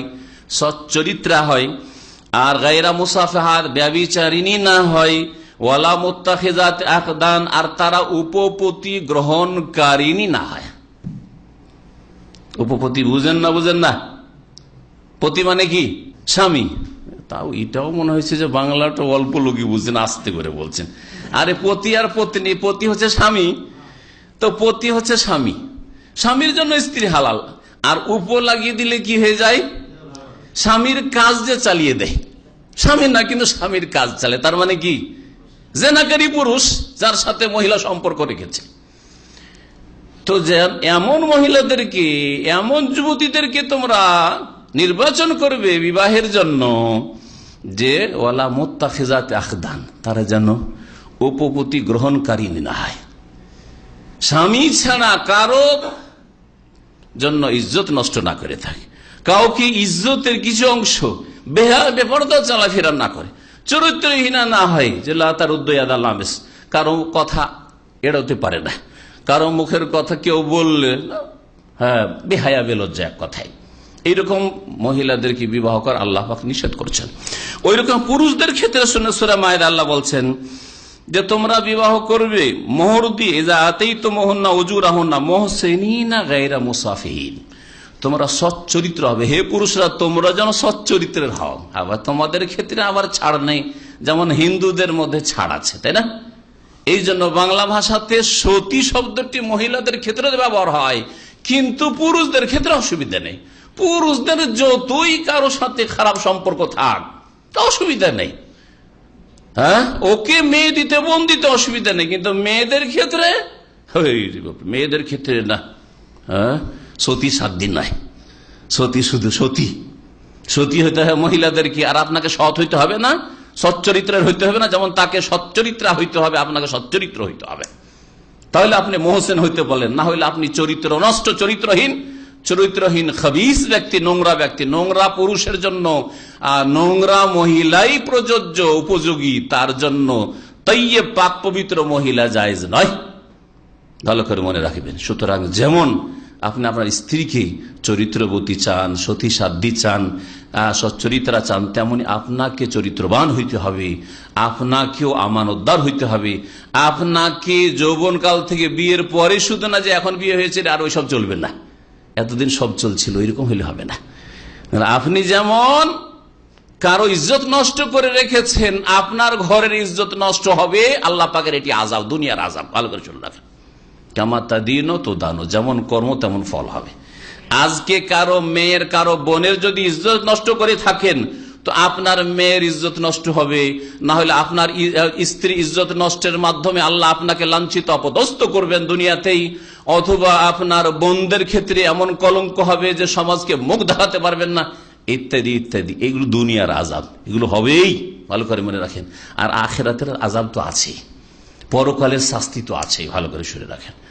সুতরাং আখিরাতের আযাবকে যদি ভয় নাও লাগে কিছু দুর্বল ইমানের মুসলিমদের, তো কমপক্ষে দুনিয়ার আযাব থেকে বাঁচতে চেষ্টা করেন, যে এমন একটা সময় যেন আমার সামনে না আসে যেই দিন আমাকে এসে কেউ বলবে যে তোমার মেয়ে উধাও হয়ে গেছে কোন ছেলের সাথে, খুঁজে পাওয়া যায় না, বা তোমার মেয়ে ধরা পড়েছে অমুক ছেলের সাথে, এরকম না হয়। তোমার বোনের এই হয়েছে, তোমার স্ত্রী, তুমি রেখে এসেছিলে তোমার স্ত্রী এইরকম কাজ করেছে, এই যেমন দুঃসংবাদ আর লজ্জাকর বিষয় যাতে মাটি ফেটে গিয়ে আপনাকে ঢুকে যেতে হয়, এরকম পরিস্থিতি আপনার জীবনে তৈরি না হয়, আগে থেকে চরিত্রবান হওয়ার চেষ্টা করেন। আল্লাহ রাব্বুল বলছেন যে পুরুষরাও কি হবে? মুহসিনিন, সচ্চরিত্র হবে, গায়রা মুসাফিহিন, তারা ব্যভিচারকারী যেন না হয়, ওয়ালা মুত্তাখিজি আখদান। সূরা নিসা আয়াত 25 ছিল মহিলাদের ক্ষেত্রে যে তারা যেন উপপতি গ্রহণকারিনী না হয়। আর এখানে রয়েছে দেখো পুরুষরা তোমরা ওয়ালা মুত্তাখিজি আখদান, তোমরা উপপত্নী গ্রহণকারী হইও না, উপপত্নী গ্রহণকারী হইও না। তোমাদেরও যদি নিজের স্ত্রী ছাড়া অন্যের সাথে সম্পর্ক থাকে, যৌন সম্পর্ক, প্রেমের সম্পর্ক, হ্যাঁ, তাহলে জেনে রাখো যে তুমি সচ্চরিত্র না, তুমি সচ্চরিত্রবান নয়। এবং তোমার জন্য আল্লাহ পাকের আযাব রয়েছে। এখন আসি হাদিসের দিকে। যুবকদের জন্য নবী করিম সাল্লাল্লাহু আলাইহি সাল্লামের বেশ কিছু উপদেশ রয়েছে। একটি হাদিস সহিহ বুখারী মুসলিম থেকে শোনাই, সহিহ বুখারীর 4678 নম্বর হাদিস আর সহিহ মুসলিমের 2485 নম্বর হাদিস। কয়েকজন তাবেঈ আলকামা আসওয়াদ আর আব্দুর রহমান বিন ইয়াজিদ, এরা আব্দুল্লাহ বিন মাসউদ প্রখ্যাত সাহাবী, যিনি কুফায় বসবাস করতেন সে জামানায়, তার ছাত্র ছিলেন। এরা বলছেন আমরা আমাদের ওস্তাদ আব্দুল্লাহ বিন মাসউদ রাদিয়াল্লাহু তাআলা আনহুর কাছে গেলাম। ফাকাল আব্দুল্লাহ, তখন আমাদের ওস্তাদ আব্দুল্লাহ বিন মাসউদ রাদিয়াল্লাহু তাআলা বলেন, কুন্না মা নবী সাল্লাল্লাহু আলাইহি ওয়াসাল্লাম শাবাবান, আমরা নবী করিম সাল্লাল্লাহু আলাইহি ওয়াসাল্লামের সাথে যৌবনকালে জীবনযাপন করেছি, থেকেছি মদিনায়, মক্কাতেও ছিলেন। ইবনে মাসউদ কয়েকজন প্রথম দিকের মুসলিমের মধ্যে একজন, হাতে গোনা, প্রথম দিকে ইসলাম গ্রহণ করেছিলেন। আর এবং খুব শারীরিক দিক থেকে খুব দুর্বল মানুষ, হাত পা একেবারে দুবলা পাতলা মানুষ ছিলেন। আব্দুল মাসউদ রাদিয়াল্লাহু তাআলা বলছেন, আমরা নবী করিম সাল্লাল্লাহু আলাইহি ওয়াসাল্লামের সাথে যুবক অবস্থায় ছিলাম, লা নাজিদু শাইয়ান, কিন্তু আমাদের বিয়ে করার কোনো ক্ষমতাই ছিল না। মদিনায় হিজরত করে এসেছেন খালি হাতে, না বাড়ি আছে, না ঘর আছে, না খাবার দাবার ব্যবস্থা আছে, কিছুই নেই, না টাকা পয়সা আছে, ব্যবসা বাণিজ্য কিছুই নেই, তো কি করে বিয়ে শাদী করবেন? ফাকাল লানা রাসূলুল্লাহ সাল্লাল্লাহু আলাইহি ওয়াসাল্লাম, তখন রাসূলুল্লাহ আমাদেরকে বলেন, যুবকদেরকে উদ্দেশ্য করে বললেন, যেই সব যুবকরা বিয়ে করতে পারছেন না, আব্দুল্লাহ বিন মাসউদ রাদিয়াল্লাহু তাআলা আনহুর যেমন অবস্থা ছিল, আর এইরকম যুবকদের অবস্থা মদিনায় প্রথম হিজরত করার পরে মুহাজিরিন মুসলিমদের ছিল, সাহাবায়ে কেরামদের, ওই রকম যাদের অবস্থা আছে, শোনেন সেই উপদেশ রাসূলুল্লাহ সাল্লাল্লাহু আলাইহি ওয়াসাল্লাম বলছেন যে নবী সাল্লাল্লাহু আলাইহি ওয়াসাল্লাম আমাদেরকে উপদেশ দেন, ইয়া মাশারাশ শাবাব, হে যুব সমাজ, হে যুবক ছেলেরা, যুবক লোকেরা, মানিস্তাতা মিনকুমুল বাতা ফালিয়াতাজাওয়াজ, তোমাদের মধ্যে যারা বিয়ে শাদী করার শক্তি সামর্থ্য রাখে, যৌন ক্ষমতাও আছে, আর তার সাথে আর্থিক এতটা সচ্ছলতা আছে যে বিয়ের জন্য মোহর দিতে পারবে, যে সর্বনিম্ন মোহরে বিয়ে শাদী দেওয়ার জন্য মেয়ে পক্ষ রাজি হয়, আর নিয়ে এসে কমপক্ষে তাকে খাওয়াইতে পারবে, ঝোলা ঘাড়ে করে স্বামী স্ত্রী দুইজনে ভিক্ষা করতে বেরোবে না, যদি কিছু নাও থাকে কিন্তু দিন মজুর করে খেতে পারবো, নেই কিছু, বাড়ি আছে, একটা ঘর আছে, আর ঘরে আমার স্ত্রীকে রাখবো, আর স্ত্রীকে পর্দার মধ্যে রেখে আমি সকালে যাব, সন্ধ্যাবেলা মজদুরি করে আর খেটে খুঁটে আর নিয়ে এসে রুজি রোজগার করে খেতে পারবো, এটাই বাত। যৌন ক্ষমতার সাথে সাথে আপনার হিম্মত আছে, সাহস আছে যে আমি আমার স্ত্রীকে খাওয়াইতে পারবো, আমার ঘরে দু চারটা বাচ্চা ছেলে মেয়ে হইলেও খাওয়াইতে পারবো, আল্লাহর উপর তাওয়াক্কুল ভরসা রেখে আপনার এই সাহস রয়েছে যে আমি মেহনত পরিশ্রম করে খেতে পারবো। মানিস্তাতা মিনকুমুল বাতা ফালিয়াতাজাওয়াজ, যদি এই ক্ষমতা থাকে বিয়ে শাদীর, তাহলে অবশ্যই যেন যুবকরা বিয়ে করে নেই। তো যুবকদের জন্য নবী করিম সাল্লাল্লাহু আলাইহি ওয়াসাল্লাম উপদেশ যে অবশ্যই যেন বিয়ে করে। কেন? ফাইন্নাহু আগাদুল বাসার, বিয়ে শাদী করলে দৃষ্টি নেমে যাবে, দৃষ্টি নিচে হয়ে যাবে, কারণ আমার ঘরেই আছে, প্রয়োজনে কি এদিক ওদিক তাকার, আর এদিক ওদিক তাকে লাভটাই কি? তাকিয়ে ফেল ফেল করে তাকিয়ে থেকে যাবেন, শেষখানে আক্ষেপের সাথে দৃষ্টি ফিরিয়ে নিতে হবে, কিছুই পেলেন না। সুতরাং যারা অন্য মহিলার দিকে বা যুবতীদের তাকায়, ওদের মতো নির্বোধ বোকা লোক কেউ নেই, কিছুই পেল না, হা করে তাকিয়ে থেকে গেল, কি পেলেন আপনি? কিছু তো পেলেন না। আরো অশান্তি, আপনার যে মনের জ্বালা, আসলে নির্বোধ বুঝে না কিছু, তাকিয়ে পরে তাকার পরে মনে যে জ্বালা সৃষ্টি হইল, সেই জ্বালার তো আর ক্ষুধা, এই যে পেটের জ্বালা যেমন হয়তো মনের জ্বালা, এই জ্বালা দূর করার তো কোনো কিছু পেল না, কিছুই পেল না, আরো জ্বালা দাও দাও করে জ্বলতে থাকলো। ঘরে যদি স্ত্রীও থাকে, কিন্তু নিজের স্ত্রীর চাইতে সুন্দরী যেহেতু দেখে নিয়েছে, এখানে স্ত্রীর কাছে এসেও শান্তি হচ্ছে না, তাই অশান্তি আর অশান্তি। আর যদি স্ত্রী ঘরে না থাকে, অথবা স্ত্রী আছে কিন্তু দূরে আছে, সাথেও রাখতে পারি না, তাহলে অশান্তি আর অশান্তি ছাড়া কিছু নেই। সুতরাং যারা ফিল্ম দেখেন অথবা কোন মহিলার দিকে তাকান, শেষখানে ফলাফল আখিরাতের কথা বাদ দিয়ে দুনিয়ার অশান্তি ছাড়া আর কষ্ট ছাড়া আর মানসিক আযাব পীড়া ছাড়া কিছুই পান না, ফলাফল রেজাল্ট এটি। আর যদি না তাকান, প্রথম যেমন অনিচ্ছাকৃত নজর পড়লো, দৃষ্টি পড়লো, সাথে সাথে দৃষ্টি নামিয়ে নিলেন, সাথে সাথে একটা ইমানি স্বাদ পাবেন, যা নবী করিম সাল্লাল্লাহু আলাইহি ওয়াসাল্লাম হাদিসে রয়েছে, একটা টেস্ট পান, মজা আছে, আলহামদুলিল্লাহ, আল্লাহ মনে শান্তি দিয়ে, সাথে সাথে একটা শান্তি আপনার অন্তরে নেমে আসবে। যারা এরকম ইমান তৈরি করবেন, দেখবেন যে সত্যি যে শান্তিটা আছে, হালাওয়ায় যে স্বাদ, যে মিষ্টি স্বাদটা রয়েছে, ইমানি স্বাদ রয়েছে, সেটা পাবেন আপনি। কিন্তু তাকাইতে থাকবেন, কিছুই পাবেন না। তাকিয়ে ফিরে চলে আসলেন, আর আগুন লেগে থেকে গেল। জি, মনের মধ্যে আগুন, আর যৌন ক্ষুধায় আগুন, আর এই আগুন নিয়ে সারা রাত আর ঘুম আসছে না। কি করবেন তখন? বাথরুমে যাচ্ছেন আসছেন, আর তাও থামতে পারছেন না। তখন শুরু করে হস্তমৈথুন, কিছুই না পেলে হস্তমৈথুন। বেশ কিছু যুবকরা আজকাল প্রশ্ন করে যে আমি জেনা থেকে বাঁচার জন্য বা সমকামিতা থেকে বাঁচার জন্য যদি হস্তমৈথুন করি, মানে গুনাহে পাপ থেকে বাঁচার জন্য, বড় পাপ থেকে বাঁচার জন্য এই ধরনের হস্তমৈথুনের পাপ করব, জায়েজ কি না জায়েজ নয়? কারণ সেটাও সীমা লঙ্ঘন। আল্লাহ বলছেন স্ত্রী ছাড়া, স্ত্রী ছাড়া যদি অন্য কোন পথে যৌন ক্ষুধা নিবারণ করার উদ্দেশ্য করে রাস্তা তলাশ করে, তাহলে তারা হচ্ছে সীমা লঙ্ঘনকারী, আদুন সীমা লঙ্ঘনকারী। আর সীমা লঙ্ঘনকারীর স্তর বিভিন্ন হইতে পারে, কিন্তু গুনাহগার সকলে। সুতরাং কোন যুবকের জন্য, কোন পুরুষের জন্য হস্তমৈথুন জায়েজ নাই। আর যারা এদিক সেদিক তাকায়, মহিলাদের দিকে অথবা মহিলাদের ছবির দিকে, ফিল্ম দেখতে থাকে, তাদের এই অশান্তি ছাড়া আর কিছুই পায় না। তারা দুনিয়াতে অশান্তি, আর আখিরাতেও যখন আল্লাহ পাকের আযাব হবে, অশান্তি আর অশান্তি। আগাদুল বাসার, বিয়ে করলে চক্ষু নিচে হয়ে যাবে। ও আহসানুল ফারজ, আর লজ্জা স্থান সুরক্ষিত হয়ে যাবে, আপনার কখনো চারিত্রিক পদস্খলন ঘটবে না। অমাল্লাম ইয়াস্তাতে, আর বিয়ে যদি নাই করতে পারো অথবা স্ত্রীর সাথে নাই রাখতে পারো, ফালাইহি বিসসাম, রোজা রাখো। রোজা রাখলে যে মানসিক শান্তি পাবে, অন্তরের শান্তি, মনের শান্তি হাসিল হবে। আর তাতে শরীরে বেশি বেশি খাবার ঢুকলে যে যৌন চাহিদা বেড়ে যায়, সেটাও কমে আসবে, যার ফলে আর তোমার দ্বারা গোনা হওয়ার আশঙ্কা থাকে না। তেমন গোনা হওয়ার সম্ভাবনা কমে চলে আসে।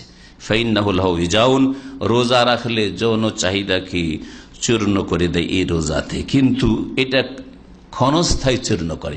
স্থায়ীভাবে যদি চূর্ণ বিচূর্ণ করে দিত, তাহলে ভবিষ্যতে আপনার খারাপ হয়ে যেত, ভবিষ্যতে আপনি অকেজো হয়ে যেতেন, অযোগ্য হয়ে যেতেন, স্ত্রীর কাছে কোনোদিন বিয়ে করে যেতে পারতেন না। রোজা দ্বারা এটা হয় না। রোজা দ্বারা ক্ষণিকের জন্য, যতদিন পর্যন্ত আপনি স্ত্রীর কাছে যাওয়ার ক্ষমতা হচ্ছে না, ততদিন পর্যন্ত আপনার যৌন চাহিদাকে দমন করে রাখবে। ফাইন্নাহুল হাউজা, এই হচ্ছে সহিহ বুখারী মুসলিমের হাদিস। এই হচ্ছে যুবকদের জন্য উপদেশ। যুবকদের জন্য সুসংবাদ রয়েছে। নবী করিম সাল্লাল্লাহু আলাইহি ওয়াসাল্লামের সহিহ বুখারী হাদিস 1334 নম্বর হাদিস, সহিহ মুসলিমও রয়েছে 1712 নম্বর হাদিস। নবী সাল্লাল্লাহু আলাইহি ওয়াসাল্লাম বলছেন, 7 প্রকারের লোককে আল্লাহ পাক তার স্পেশাল ছায়া দেবেন। কোন কোন রিওয়ায়াতে রয়েছে ফিজিল আরশি, আল্লাহর আরশের ছায়া, কিন্তু সহিহ বুখারী মুসলিমে আল্লাহ পাকের স্পেশাল ছায়ার কথা বলা হয়েছে, যেই ছায়ার ধরন আল্লাহ ভালো জানেন কেমন। তার মধ্যে 7 প্রকার বলার সময় নেই আমাদের কাছে, আমাদের আসল বিষয়ের সাথে সম্পর্কিত। শাবুন নাশা ফি ইবাদাতিল্লাহ, এমন যুবকের কথা বলেছেন নবী করিম সাল্লাল্লাহু আলাইহি ওয়াসাল্লাম।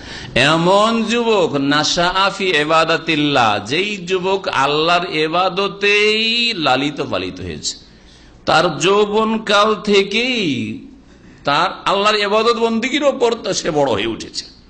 7 বছর বয়সে বাপ মা নামাজের শিক্ষা দিয়েছে, 10 বছর বয়স হতেই পুরো নামাজের তরিকা শিখে গেছে, আর তারপরে নামাজ নিয়মিত পড়েছে, যদিও ফরজ হয় না, যাতে করে আগামীতে শরীরে রক্ত আরো শক্তিশালী হয়ে গেলে, গায়ে জোর হয়ে গেলে বাপ মাকে যেন অবজ্ঞা না করে, তোমার কাজ তুমি করো, এই কথা না বলে, আর বলবে না।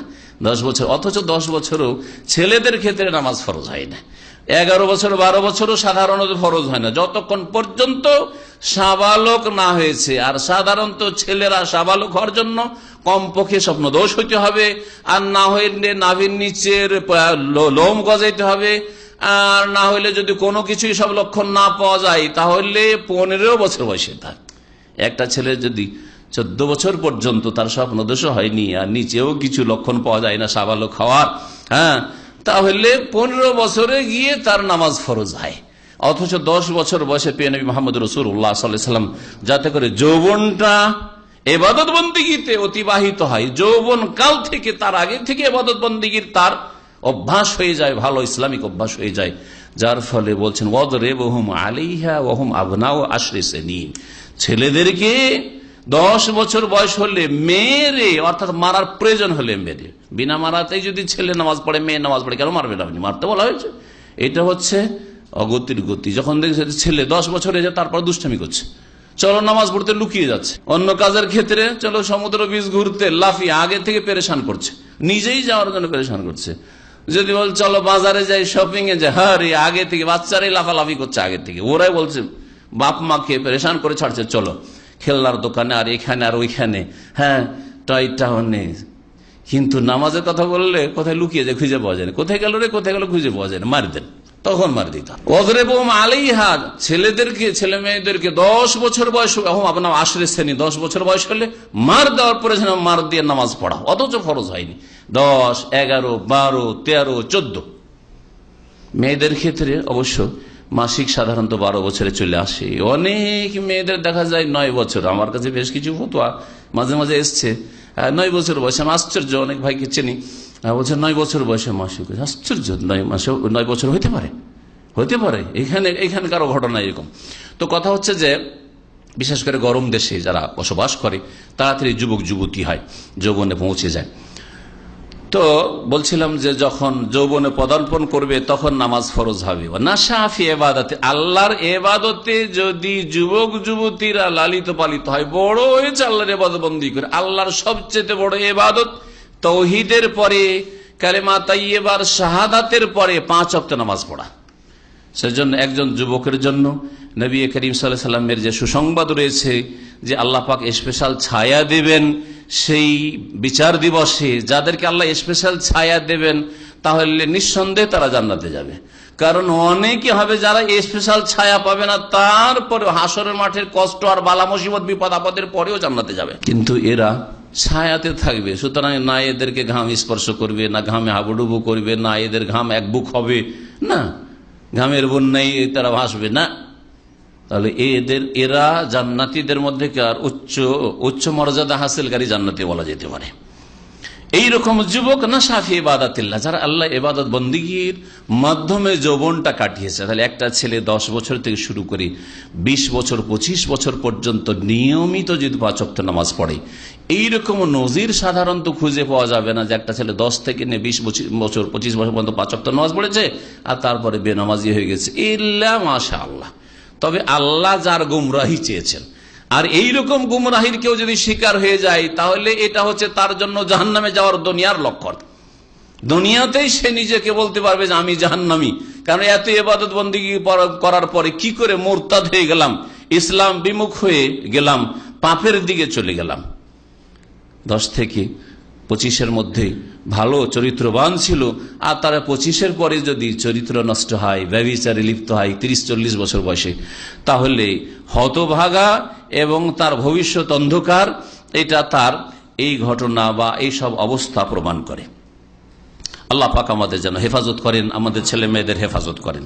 নবী করিম সাল্লাল্লাহু আলাইহি সাল্লাম থেকে আরেকটি হাদিস বর্ণনা করি। আমর ইবনে মাইমুন রাদিয়াল্লাহু তাআলা আনহু বর্ণনা করেন, ক্বালা রাসূলুল্লাহ সাল্লাল্লাহু আলাইহি রাজুলিন, নবী সাল্লাল্লাহু আলাইহি একজন লোককে বলেন উপদেশ দিতে গিয়ে, যুবক ছিল, ইগতানিম খামসান ক্বাবলা খামস, 5টি অবস্থা তোমার জীবনে আসার পূর্বে 5টি অবস্থাকে তুমি গুরুত্বপূর্ণ মনে করো, নিজের জীবনে মূল্যবান সম্পদ মনে করো। গনিমত মানে হচ্ছে মূল্যবান সম্পদ, এখানে মূল্যবান সম্পদ মনে করো। 5টি অবস্থা আসছে যেটি অপ্রীতিকর তোমার জন্য, অপছন্দনীয় তোমার জন্য, কষ্টদায়ক পীড়াদায়ক তোমার জন্য। তার আগে যে 5টি অবস্থা তোমার রয়েছে, এই 5টি ভালো অবস্থাকে তোমার জন্য মূল্যবান সম্পদ মনে করো। ইবতানিম খামসান ক্বাবলা খামস, শাবাকা, প্রথম হচ্ছে শাবাবাকা ক্বাবলা হারামিক, তোমার বার্ধক্যের পূর্বে তোমার যৌবনকে।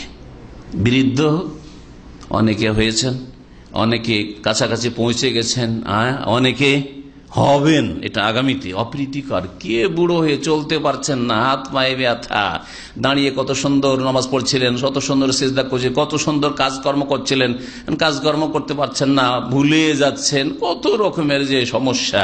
হ্যাঁ, কেউ চায় না বার্ধক্য। যদি নিজের হাতে থাকতো কেউ বুড়ো হইতে চাইতো না, চাইতো নাকি? নিজের হাতে যদি এসব থাকতো তো কেউ বার্ধক্য চাইতো না, অপ্রীতিকর। কিন্তু আল্লাহ পাকের ফয়সালা যে একদিন সেখানে নামতে হবে গিয়ে। তো বার্ধক্যের পূর্বে তোমার শাবাবকে, যৌবনকে তুমি মূল্যবান সম্পদ মনে করো। এই যৌবন কালে যেমন ভাবে আপনি ইবাদতবন্দি করবেন পারবেন, আমি যুবক ভাইদেরকে বলবো, বিবাহিত হন আর অবিবাহিত হন, আর এই বিশেষ করে যুবক ভাইদেরকে এবং বোনদেরকেও বলবো, সকলকে আমার কথা শুনছেন এবং শুনবেন, যে এই বয়সে আপনি ভালো ইবাদতবন্দি করেন। এখন যদি এই যৌবনকালে মনে করেন যে আমি মাত্র 4 ঘন্টা ঘুমাবো, 1 ঘন্টা 2 ঘন্টা তাহাজ্জুদ পড়বো, তাও পারবেন। কিন্তু যখন বয়স 40-50 পার হয়ে যাবে, তখন মসজিদে যেতে পারছেন না, ফরজটাই ঠিক করে আদায় করতে পারছেন না। আর মসজিদে গেলে কেউ হচ্ছে চেয়ারওয়ালা মানুষ, চেয়ার ছাড়া সেজদা করতে পারছেন না, আর কেউ বসে পড়ছেন, আর চলতে পারছেন না, কত রকমের যে অসুবিধা, ফরজটাই ঠিক করে আদায় করতে পারছেন না, জামাত সহকারে নামাজ পড়া ওয়াজিব তাতেই হাজির হতে পারছেন না, তাহলে তাহাজ্জুদ আপনি কি করে পড়বেন আপনি? আর যেই লোকটি এই 15 বছর থেকে শুরু করে 30-40-এর মধ্যে, বিশেষ করে 40 পর্যন্ত শক্তিশালী থাকে মানুষ, তাহাজ্জুদ পড়লো না, সেই ব্যক্তির জন্য তাহাজ্জুদের দিকে যাওয়াটা খুব মুশকিলই আছে। এই সময়টা আল্লাহ পাক সুযোগ দিয়েছেন, মূল্যবান সম্পদ মনে করেন আপনার যৌবনকে এলম শিখার ক্ষেত্রে, বিশেষ করে এখান থেকে শুরু, কারণ ইসলাম শুরু করেছে আমল থেকে নয়, এলম থেকে শুরু করেছে। এলম থেকে শুরু করেছে শিক্ষা লাভ করা, তারপরে আমল, দিনের দাওয়াতের কাজ, দিনের দাওয়াতের কাজ, আর দিনের জন্য ঝুঁকি নেওয়া, আল্লাহর দিনের জন্য, আল্লাহর দিনের খেদমতের জন্য ঝুঁকি নেওয়া জীবনে। এগুলো কাজ যৌবনকালে যেভাবে সাহসের সাথে করতে পারবেন, হিম্মতের সাথে করতে পারবেন এবং পরিশ্রম করতে পারবেন, সময় লাগাতে পারবেন, সেই সময় আপনি দিতে পারবেন না, আর শ্রম দিতে পারবেন না 40-50-এর পরে। আমরা নিজের জীবনে বুঝছি, যেইভাবে দুপুরে না ঘুমিয়েও চলে, রাত্রে 2-4 ঘন্টা ঘুমালাম না ঘুমালাম তাও চলে, সেই সময়গুলিতে 25 বছর 30 বছর বয়স, 40-এর পরে 45 শুরু হয়ে গেছে, দুর্বলতা শুরু হয়ে গেছে।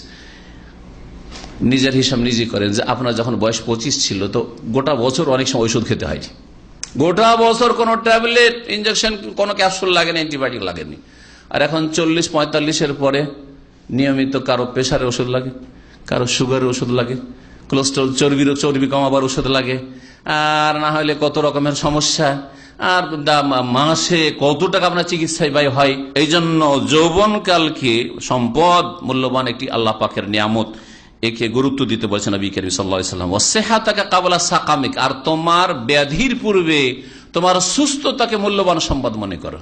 আজকাল সুস্থ আছে আলহামদুলিল্লাহ, অনেকের বয়স 40-50 পার হয়ে গেল, সুস্থ আছেন, কিন্তু এমন একটা সময় আসবে যখন অসুস্থ হয়ে যাবেন, তখন মনটা চাইবে যে আল্লাহকে খুব ডাকি, আল্লাহর সামনে খুব কাঁদি, তওবা করি, আর খুব ইবাদতবন্দি করি, ভোর রাত্রে উঠি, পারবেন না, পারছেন না, চলছে না, শরীর চলছে না। ও গিনাকা ক্বাবলা ফাকরিক, এখন আলহামদুলিল্লাহ সৌদি আরবে আছেন, এখান থেকে ইনকাম করছেন, সচ্ছল আছেন, দিনের কাজ কিছু করেন অর্থ দিয়ে, আপনি দান খয়রাত করেন, আপনি বিভিন্ন নেকির কাজে আপনি আপনার এই ধনের নিয়ামতকে ব্যয় করেন। কাবলা ফাকরিকা, এমন এক সময় আসার পূর্বে যে সময়টা আপনার জন্য অপ্রীতিকর, ভালো, কখনো ভালো মনে করেন না আপনি, আর ক্ষমতা থাকলে কখনো আপনি দরিদ্র আর গরিব হইতে চাইতেন না। এই দারিদ্র আসার পূর্বে তুমি তোমার সচ্ছলতাকে তুমি মূল্যবান সম্পদ মনে করো।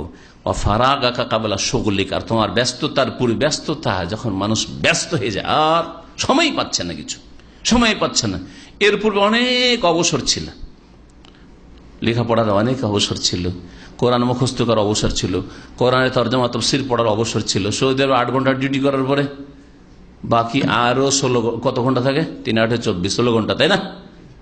আরো 16 ঘন্টা টাইম থাকে, ওতে লাগালেন 8 ঘন্টা ডিউটি, তারপরে 4-5 ঘন্টা 6 ঘন্টা ঘুমাইলেন, তারপরেও থাকে আরো 10 ঘন্টা থাকে, থাকে না? থাকে না? ওর মধ্যে খাওয়া দাওয়ার নামাজ দিয়ে আরো 2-3 ঘন্টা গেল, 2-3 ঘন্টা। তারপরেও দেখা যায় প্রতিদিন যদি মনে করে যে আমি এলম শিখবো, নেক কাজ করব, ভালো কাজ করব, আমার আখিরাতের ব্যালেন্স বাড়াবো, তার জন্য সৌদি আরবে চাকরি করে কম পক্ষে আপনার হাতে 6 ঘন্টা থাকছে, 6 ঘন্টা থাকছে, 18 ঘন্টা লাগিয়ে দেন সব কাজে, খাওয়া দাওয়া, এই সেই, ঘুম আর চাকরি, ডিউটি, রুজি রোজগার, 6 ঘন্টা থাকছে। এই 6 ঘন্টাকে করছেন কি? ইন্টারনেট, ফেসবুক, ইউটিউব, আর কিছু লোক আছে দিন শিখার নামে আর ভালো কথা শোনার নামে পাপও দেখছেন, পাপও শুনছেন, কত যে অন্যায় হচ্ছে। আল্লাহ পাক আমাদের গুনাহ খাতা মাফ করেন, আল্লাহ আমাদেরকে ফিরে আসার তৌফিক দান করেন। এর আগে বলেছি, আবার বলছি, যেসব ভাইরা ইন্টারনেটে, আজকালকার গবেষণায় বলা হচ্ছে যে যারা 2 ঘন্টার বেশি ইন্টারনেটে সময় লাগায়, 24 ঘন্টার মধ্যে 2 ঘন্টার বেশি ইন্টারনেটে সময় লাগায়, তারা ইন্টারনেটের নেশাগ্রস্ত। যেমন মদের নেশা থাকে, তেমন ইন্টারনেট একটা নেশা আছে। যারা 2 ঘন্টার বেশি ইন্টারনেট, ফেসবুক নিয়ে, টুইটার নিয়ে, আর এই ইউটিউব নিয়ে, আর এই নিয়ে, সেই নিয়ে, যা কিছু আছে এতে নিয়ে ব্যস্ত থাকে, তার ইন্টারনেট খোলা, তাতে বসে থাকে, তারা নেশাগ্রস্ত। ভালো করে শুনে, তারা হচ্ছে মুদমেন। ভালো করে শুনে, আরবি ভাষায় নেশাগ্রস্ত। এর বিভিন্ন লক্ষণ আছে।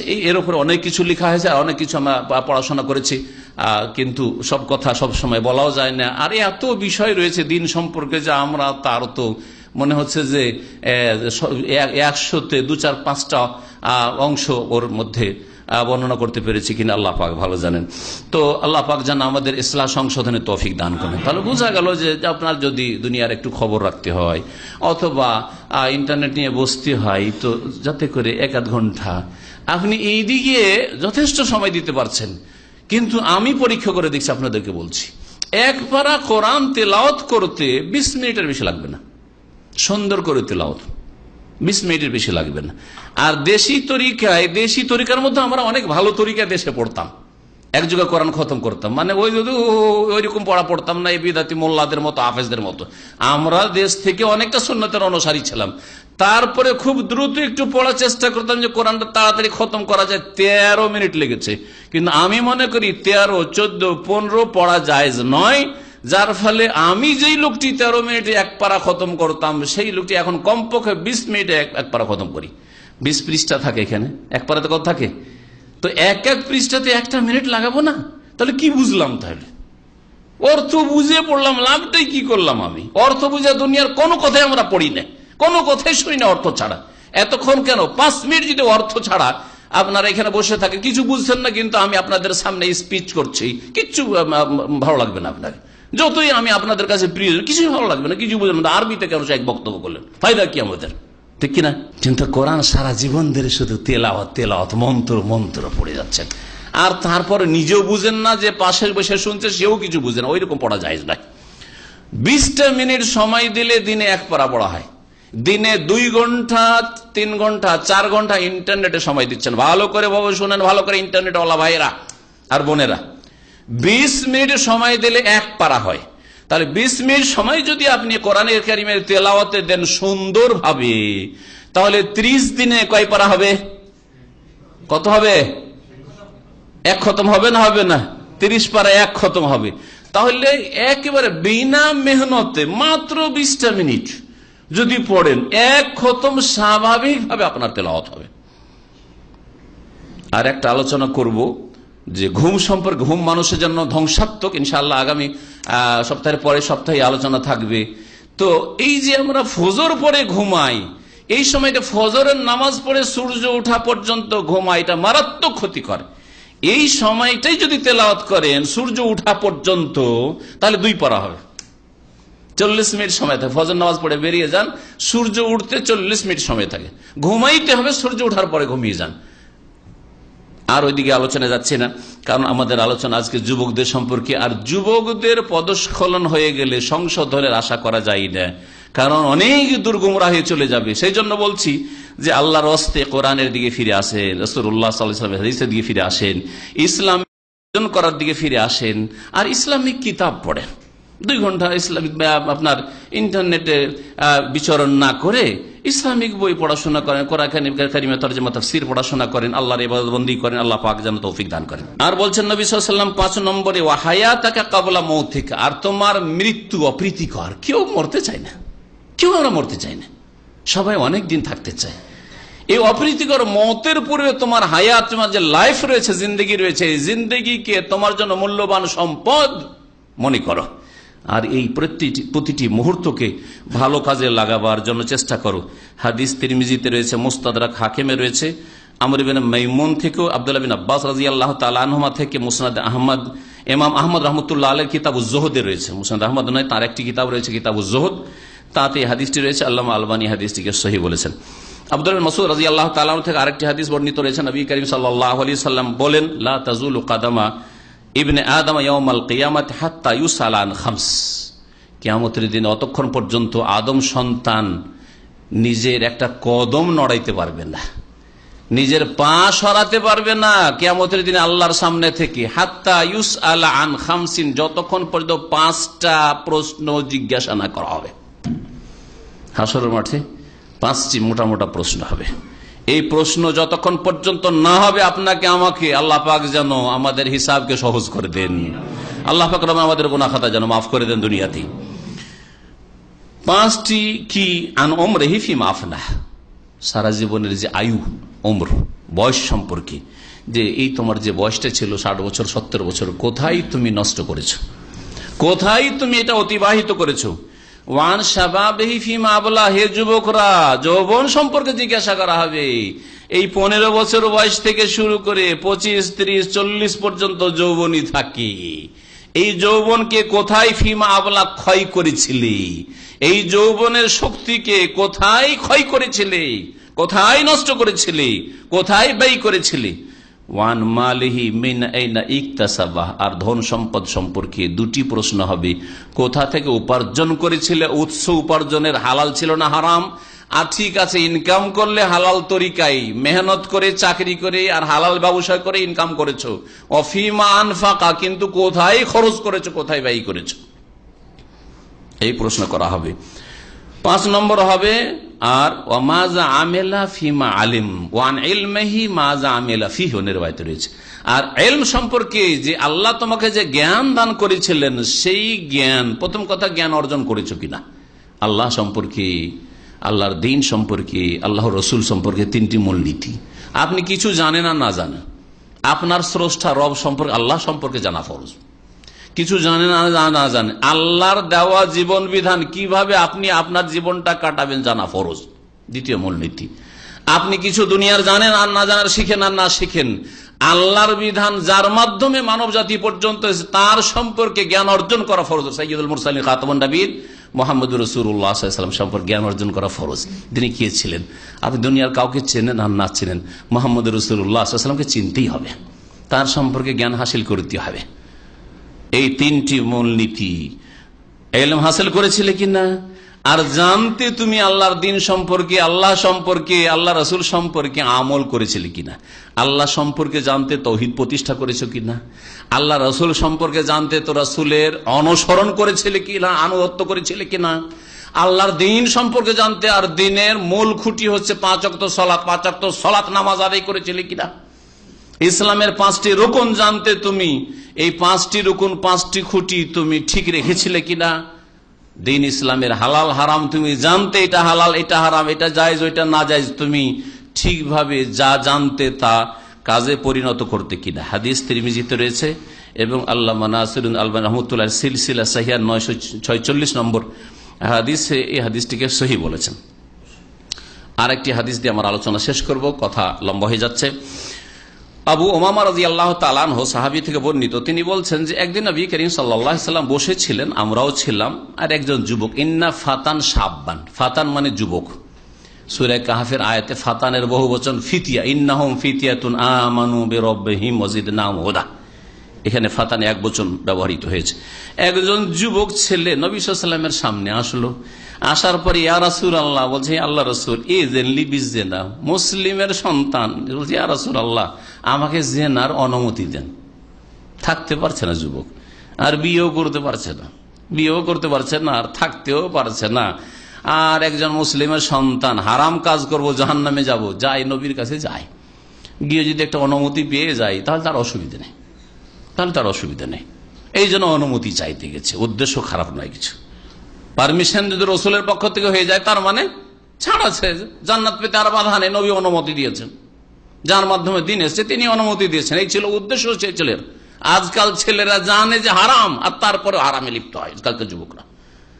আর এই ছেলে হারাম বলে ভয় ছিল, জাহান্নাম বলে ভয় ছিল, বলেই জাহান্নাম থেকে বাঁচার উদ্দেশ্যে অনুমতি নিতে গেছে, যে কমপক্ষে অনুমতিটা পেয়ে গেলে জাহান্নাম থেকে বেঁচে যাবো। দুনিয়ার যে আমার প্রয়োজন রয়েছে, প্রয়োজনটাও আমার মিটে যাবে, যৌন চাহিদাও মিটে যাবে, আর আমি জাহান্নামের শাস্তি থেকেও বেঁচে যাবো। এই জন্য পারমিশন নিতে এসেছিল এই ছেলে। নবী করিম সাল্লাল্লাহু আলাইহি সাল্লামের কাছে যখন অনুমতি চাইলো, আশ্চর্য হয়ে গেলেন সাহাবায়ে কেরামরা, কি করছে রে?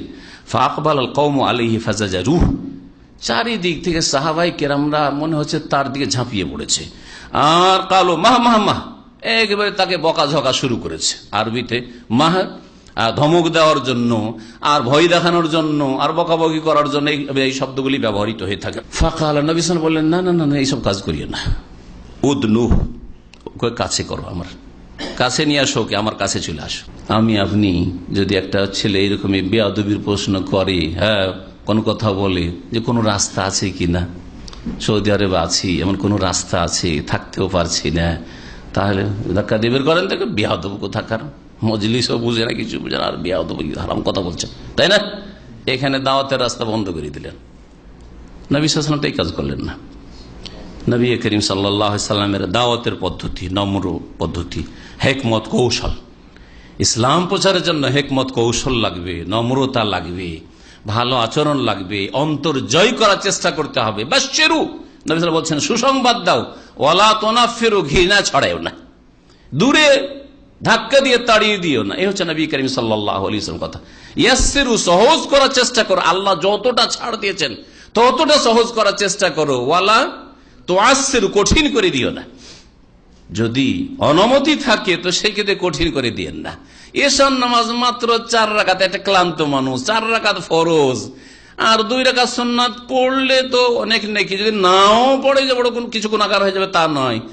1 রাকাত বেতর, সেখানে বিদাতি মোল্লারা এমন কঠিন করে দিল 17 রাকাতের সাথে পড়তে হবে, যার ফলে আমার দেশের এই 17 রাকাতওয়ালা মুসলিম ভাইরা যাদের দিন সম্পর্কে অজ্ঞতা রয়েছে, ফরজ নফলের কোনো পার্থক্য বুঝে না, আর সবগুলি তাদের কাছে সমান, এই অজ্ঞতার ভিত্তিতে ফরজটাও পড়ে না, 17 পড়তেও পারবো না, আর সুতরাং এশা পড়বো না, বাকিটা পড়বো। এত নামাজ পড়া যায়? আর এটা শুধু আমার কাল্পনিক কথা না, একজন MBBS ডাক্তার আমাকে বলছে, এক ইন্ডিয়ান, যে যতদিন ইন্ডিয়াতে ছিলাম ততদিন আমি এশার নামাজ পড়তাম না। কি জন্য? ওই কারণ হানাফি মোল্লারা শিখিয়েছে যে 17 রাকাত এশার নামাজ। আমি সারাদিন ডিউটি করে ক্লান্ত হয়ে আসি, এখন ঘুম চাচ্ছে, 17 রাকাত নামাজ কে পড়তে পারবে, বাদ দে, পড়তাম না, ফরজটাও পড়তো না। কিন্তু দিন ইসলাম কত সহজ, ইয়াসসিরু, সহজ করো, ওয়ালা তুআসসিরু, কঠিন করে দিও না, সহজ। 4 রাকাত নামাজ পড়লেই মুসলিম আপনি। আরে বেতর সুন্নাত নাও যদি পড়েন তবুও মুসলিম আপনি। অনেক নেকি কমলা কিন্তু কিছুই না, আপনি মুসলিম। 4 রাকাত পড়লে এশার, 17 রাকাত সারা দিন রাত মিলে যদি 17 রাকাত পড়ে দেন তা আপনি মুসলিম। আর যারা এশাতে 17 পড়লো আর ফজরে 2 রাকাত পড়লো না, তখনই মুসলিম থাকলো না, ইসলাম থেকে বেরিয়ে গেল। ভালো করে শুনে রাখেন, এইভাবে ইসলামকে বুঝতে হবে। যেভাবে আল্লাহ ইসলাম নাজিল করেছেন, আল্লাহ দিন ইসলামকে সহজ করেছেন, যে 5 ওয়াক্তে ভাগ করে দিয়েছেন 17 রাকাতকে, ওইভাবে ইসলাম বুঝতে হবে, শিখতে হবে, ওইভাবে পালন করতে হবে। আল্লাহ পাক যেন তৌফিক দান করেন। তো এই যুবক ছেলে কে নবী করিম সাল্লাল্লাহু আলাইহি ওয়াসাল্লাম কাছে নিয়ে আসতে বলে, ফাদানা মিনহু, ছেলেটি কাছে আসলো, করিবান কালা ফাজালাসা, বসে গেল। নবী করিম সাল্লাল্লাহু আলাইহি ওয়াসাল্লাম এত দূরে এত কাছে বসালেন যাতে করে ওর গায়ে নবী সাল্লাল্লাহু আলাইহি ওয়াসাল্লাম হাতটা পৌঁছে যায়, ওর পিঠে হাতটা পৌঁছে যায়, এত কাছে ডেকে নিলেন। অথচ এত বেয়াদবির প্রশ্ন করেছিল বা তার জন্য অনুমতি চেয়েছিল। কাল আতহিব্বুহু লিউম্মিক, তারপরে তাকে বুঝাইতে শুরু করলেন, যুবকদের জন্য উপদেশ নবী করিম সাল্লাল্লাহু আলাইহি ওয়াসাল্লাম। আচ্ছা বলো তো, তোমার মায়ের জন্য এটা কি পছন্দ করবে? কেউ যদি তোমার মায়ের সাথে ব্যভিচার করে তুমি বরদাস্ত করতে পারবে? সেই বলল, লা ওয়াল্লাহ, না, আল্লাহর কসম করে বলছি, জালানি আল্লাহ ফেদা আকা, আল্লাহ আমাকে আপনার ওপর উৎসর্গ করুন, হতেই পারে না, অসম্ভব কথা বরদাস্ত করব। নবী সাল্লাল্লাহু আলাইহি ওয়াসাল্লাম বলেন, কালা ওয়ালান নাসু ইউহিব্বুনাহু লিউম্মাতিহিম, তাহলে তুমি যখন তোমার মায়ের সাথে কারো ব্যভিচারকে বরদাস্ত করবে না, কোন মানুষই নিজের মায়ের সাথে জিনা ব্যভিচারকে বরদাস্ত করবে না। কালা নবী সাল্লাল্লাহু আলাইহি ওয়াসাল্লাম, আফা তুহিব্বুহু লিবনাতিকা, তোমার যদি মেয়ে থাকে আর তোমার মেয়ের সাথে কেউ ব্যভিচার করতে চায় বা জানতে পারো যে কেউ ব্যভিচার আর করার চেষ্টা চালাচ্ছে, বরদাস্ত করবে তুমি? কাল আল্লাহ আল্লাহ, আল্লাহর কসম করে বলছে, না, কখনো না। ওয়ালান্নাসু ইউহিব্বুনাহু লিবানাতিহিম, আর কোন মানুষই তাদের মেয়েদের সাথে জিনা ব্যভিচারকে কখনো বরদাস্ত করবে। জালানি আল্লাহ ফিদাক, আল্লাহ আপনার উপর আমাকে উৎসর্গ করুন, কোন মানুষ নিজের মেয়ের জন্য এটা মেনে নিতে পারেন না। কাল আফা তুহিব্বু লিউখতিকা, আচ্ছা চলো, মায়ের জন্য না হয় বেশি একটা আত্মমর্যাদা রয়েছে, গায়রাত রয়েছে, হ্যাঁ, মেয়ের ক্ষেত্রে রয়েছে, কিন্তু বোন, তোমার বোনের সাথে কেউ যদি জিনা করতে চায়, আতহিব্বুহু লিউখতিকা, কাল আল্লাহ আল্লাহ, না, আল্লাহর কসম করে বলছি, ওয়ালান নাস ইউহিব্বুনাহু লিউম্মাহাতিহিম, নবী সাল্লাল্লাহু আলাইহি ওয়াসাল্লাম বললেন যে কোন মানুষই তাদের বোনের সাথে এই ব্যভিচার করাকে পছন্দ করবে না, তুমি যেমন পছন্দ করো না।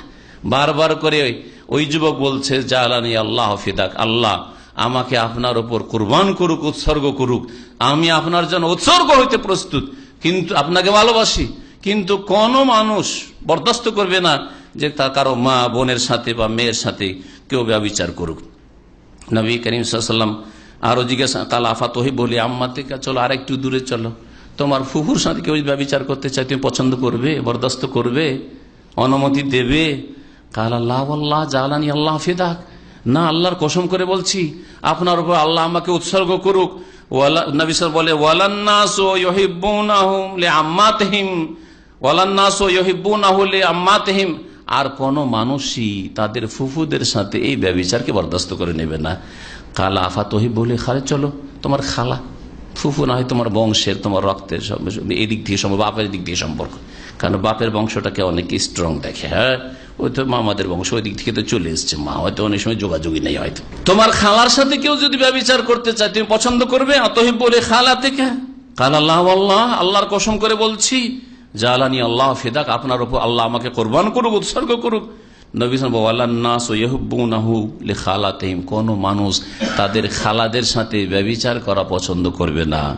তো যুবক বলতে চাইলেন এই কথা নবী সাল্লাল্লাহু আলাইহি ওয়াসাল্লাম, যে তুমি যে জেনা ব্যভিচারে পারমিশন চাইলে, আমি যখন পারমিশন দেব যে মেয়েটির সাথে জেনা করবে সে কারো হয়তো মা হবে, হয় মা হয়ে গেছে, আর না হলে কারো মেয়ে হবে, সে অবশ্যই কারো মা তো কারো মেয়ে, অথবা কারো বোন, হ্যাঁ ভাই বেঁচে ভাই আছে তো কারো বোন, অথবা কারো ফুফু, কারো খালা, কারো আপনজন, সুতরাং তারাও বরদাস্ত করবে না। তাহলে তুমি কি করে এটা পছন্দ করছো? একজন মুমিন তখনই মুমিন হতে পারবে যেটা নিজের জন্য ভালোবাসে সেটাই অন্যের জন্য ভালোবাসে।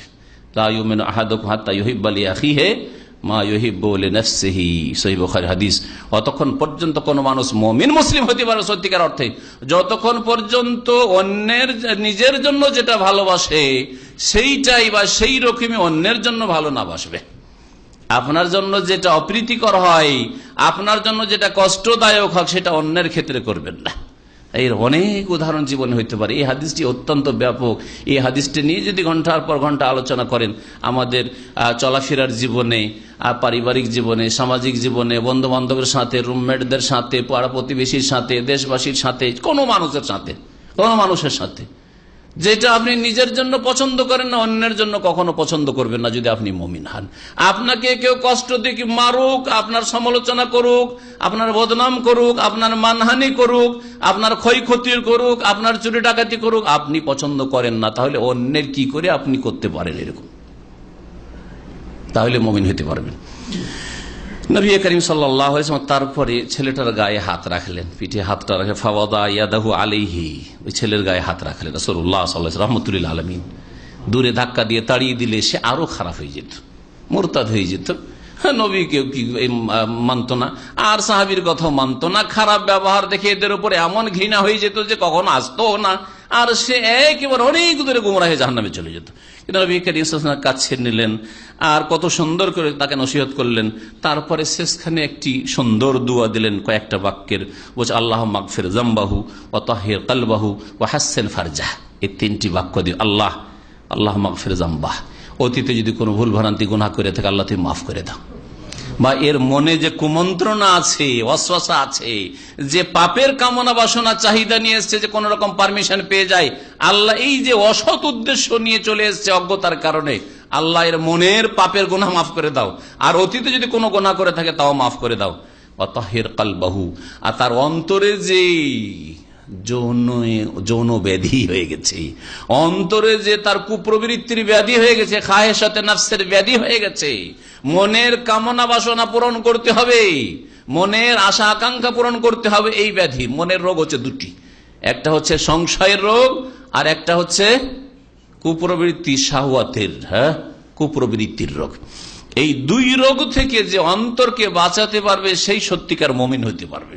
যে সংশয় থেকে বাঁচাতে পেরেছে সে শিরক কুফরিতে মুনাফিকিতে লিপ্ত হবে না, নাস্তিক বেদিন হবে না, বেনামাজি হবে না, আর যেই ব্যক্তি কুপ্রবৃত্তি থেকে নিজের অন্তরকে বাঁচাতে পেরেছে সে কোনোদিন জেনার কাছে যেতে পারে না, সে কোনোদিন সমকামিতার কাছে যেতে পারে না, সে কোনোদিন ফিল্মের কাছে যেতে পারে না, সে কোনো অশ্লীল কথা কাজের কাছে যেতে পারে না, সে কোনোদিন হারাম খাবো, চুরি করব, ডাকাতি করব, ঘুষ নেব, বেইমানি করব, সুদ খাবো, এইসবের কাছে যেতে পারে না। কারণ কুপ্রবৃত্তি, মনের চাহিদা যে তাড়াতাড়ি বড় লোক হবো, আর বেতন দিয়ে বড় লোক হইতে পারছি না, অফিসার মানুষ, অল্প বেতন সরকার দিচ্ছে, সুতরাং ঘুষ খেতে হবে।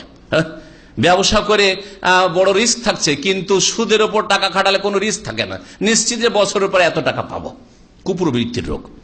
তো নবী করিম সাল্লাল্লাহু আলাইহি ওয়াসাল্লাম বললেন, আল্লাহ এর কি করো, ওয়াতাহির কালবাহ, তার অন্তরটাকে পাক করে দাও, ওয়াহাসসিন ফারজাহু, আর এর লজ্জা স্থানকে সুরক্ষিত করে দাও, লজ্জা স্থানের হেফাজতের এই ছেলেকে তৌফিক দান করো। নবী করিম সাল্লাল্লাহু আলাইহি ওয়াসাল্লামের 3টি বাক্যের দোয়া, কিন্তু ইখলাসের সাথে যে দোয়া বেরোয় অল্প কথাতেই সেই দোয়া কবুল হয়। আর মনে যদি রোগ থাকে, ইমানের কমজোরি থাকে, আল্লাহর উপর ইয়াকিন না থাকে, দুর্বল ইমান নিয়ে যদি আল্লাহর কাছে চান, আল্লাহ আধা ঘন্টার দোয়া, সারা রাত ধরে দোয়া করছেন, আরাফাতে দোয়া করে এসছেন, কোন রেজাল্ট পাচ্ছেন না, হারাম খেয়ে দোয়া করছেন, শিরক বিদাতি আকীদা নিয়ে দোয়া করছেন, দোয়া কবুল হচ্ছে না। নবী করিম সাল্লাল্লাহু আলাইহি ওয়াসাল্লাম 3টি দোয়া এমন ভাবে কবুল হইল, বলছেন যে ফালাম ইয়াকুন বাদু যালিকাল ফাতা ইয়ালতাফিতু ইলা শাই, এরপরে সেই ছেলেটি মদিনায় বসবাস করেছে, কখনো কোনোদিন জেনার ধারেও যায়নি, কাছেও যায়নি, কোনোদিন দেখা যায়নি যে ও চরিত্র খারাপ করেছে, কখনো কোনো মেয়ের সাথে কোথাও গোপনে আলাপ করছে, প্রেম করছে, কোনোদিন দেখা যায়নি তাকে। এইভাবে নবী করিম সাল্লাল্লাহু আলাইহি ওয়াসাল্লাম এই ছেলেকে উপদেশ দিয়েছেন, দোয়া দিয়েছেন। আল্লাহ পাক রব্বুল আলামিন আমাদের সকলকে হেদায়েতের উপর কায়েম রাখেন। আমাদের সমাজে যেসব যুবক যুবতীরা বিভ্রান্তির শিকার হয়েছে, গোমরাহ হয়ে গেছে, আল্লাহ পাক তাদেরকে হেদায়েত দান করেন। যারা পাপে লিপ্ত হয়েছে তাদেরকে তওবা করার দ্রুত আল্লাহ তৌফিক দান করেন। যারা পাপ থেকে বেঁচে রয়েছেন আল্লাহ পাক তাদেরকে অটলতা দান করেন, তাদেরকে দিনের উপর কায়েম থাকার তৌফিক দান করেন। আল্লাহ জান্নাতের রাস্তায় আমাদেরকে কায়েম যেন রাখেন, আল্লাহ আমাদেরকে জাহান্নামের রাস্তা থেকে যেন বাঁচিয়ে রাখেন, আল্লাহ দুনিয়ার বালা মুসিবত থেকে, ফিতনা থেকে বাঁচিয়ে রাখেন, সমস্ত আপনার ফিতনা থেকে আল্লাহ পাক যেন আমাদেরকে দিন দুনিয়ার ফিতনা থেকে আল্লাহ পাক যেন বেঁচে থাকার তৌফিক দান করেন। আল্লাহ পাক রব্বুল আলামিন যেন আমাদেরকে সমস্ত রকমের অনিষ্ট থেকে মুক্ত রাখেন। আল্লাহ পাকের কাছে দোয়া, আল্লাহ পাক রব্বুল আলামিন যে পেরেশানিতে রয়েছে আল্লাহ পাক আমাদের পেরেশানি যেন দূর করে দেন। যারা অসুস্থ রয়েছেন সুস্থতা যেন দান করেন। যাদের ঘরে মৃত হয়েছে আল্লাহ পাক তাদের মৃতদের উপর রহম করেন। আল্লাহ তাদের জান্নাতুল ফিরদৌস যেন দান করেন। সুবহান রাব্বিকা রাব্বিল ইজ্জাতি আম্মা ইয়াসিফুন ওয়া সালামুন আলাল মুরসালিন ওয়ালহামদুলিল্লাহি রাব্বিল আলামিন।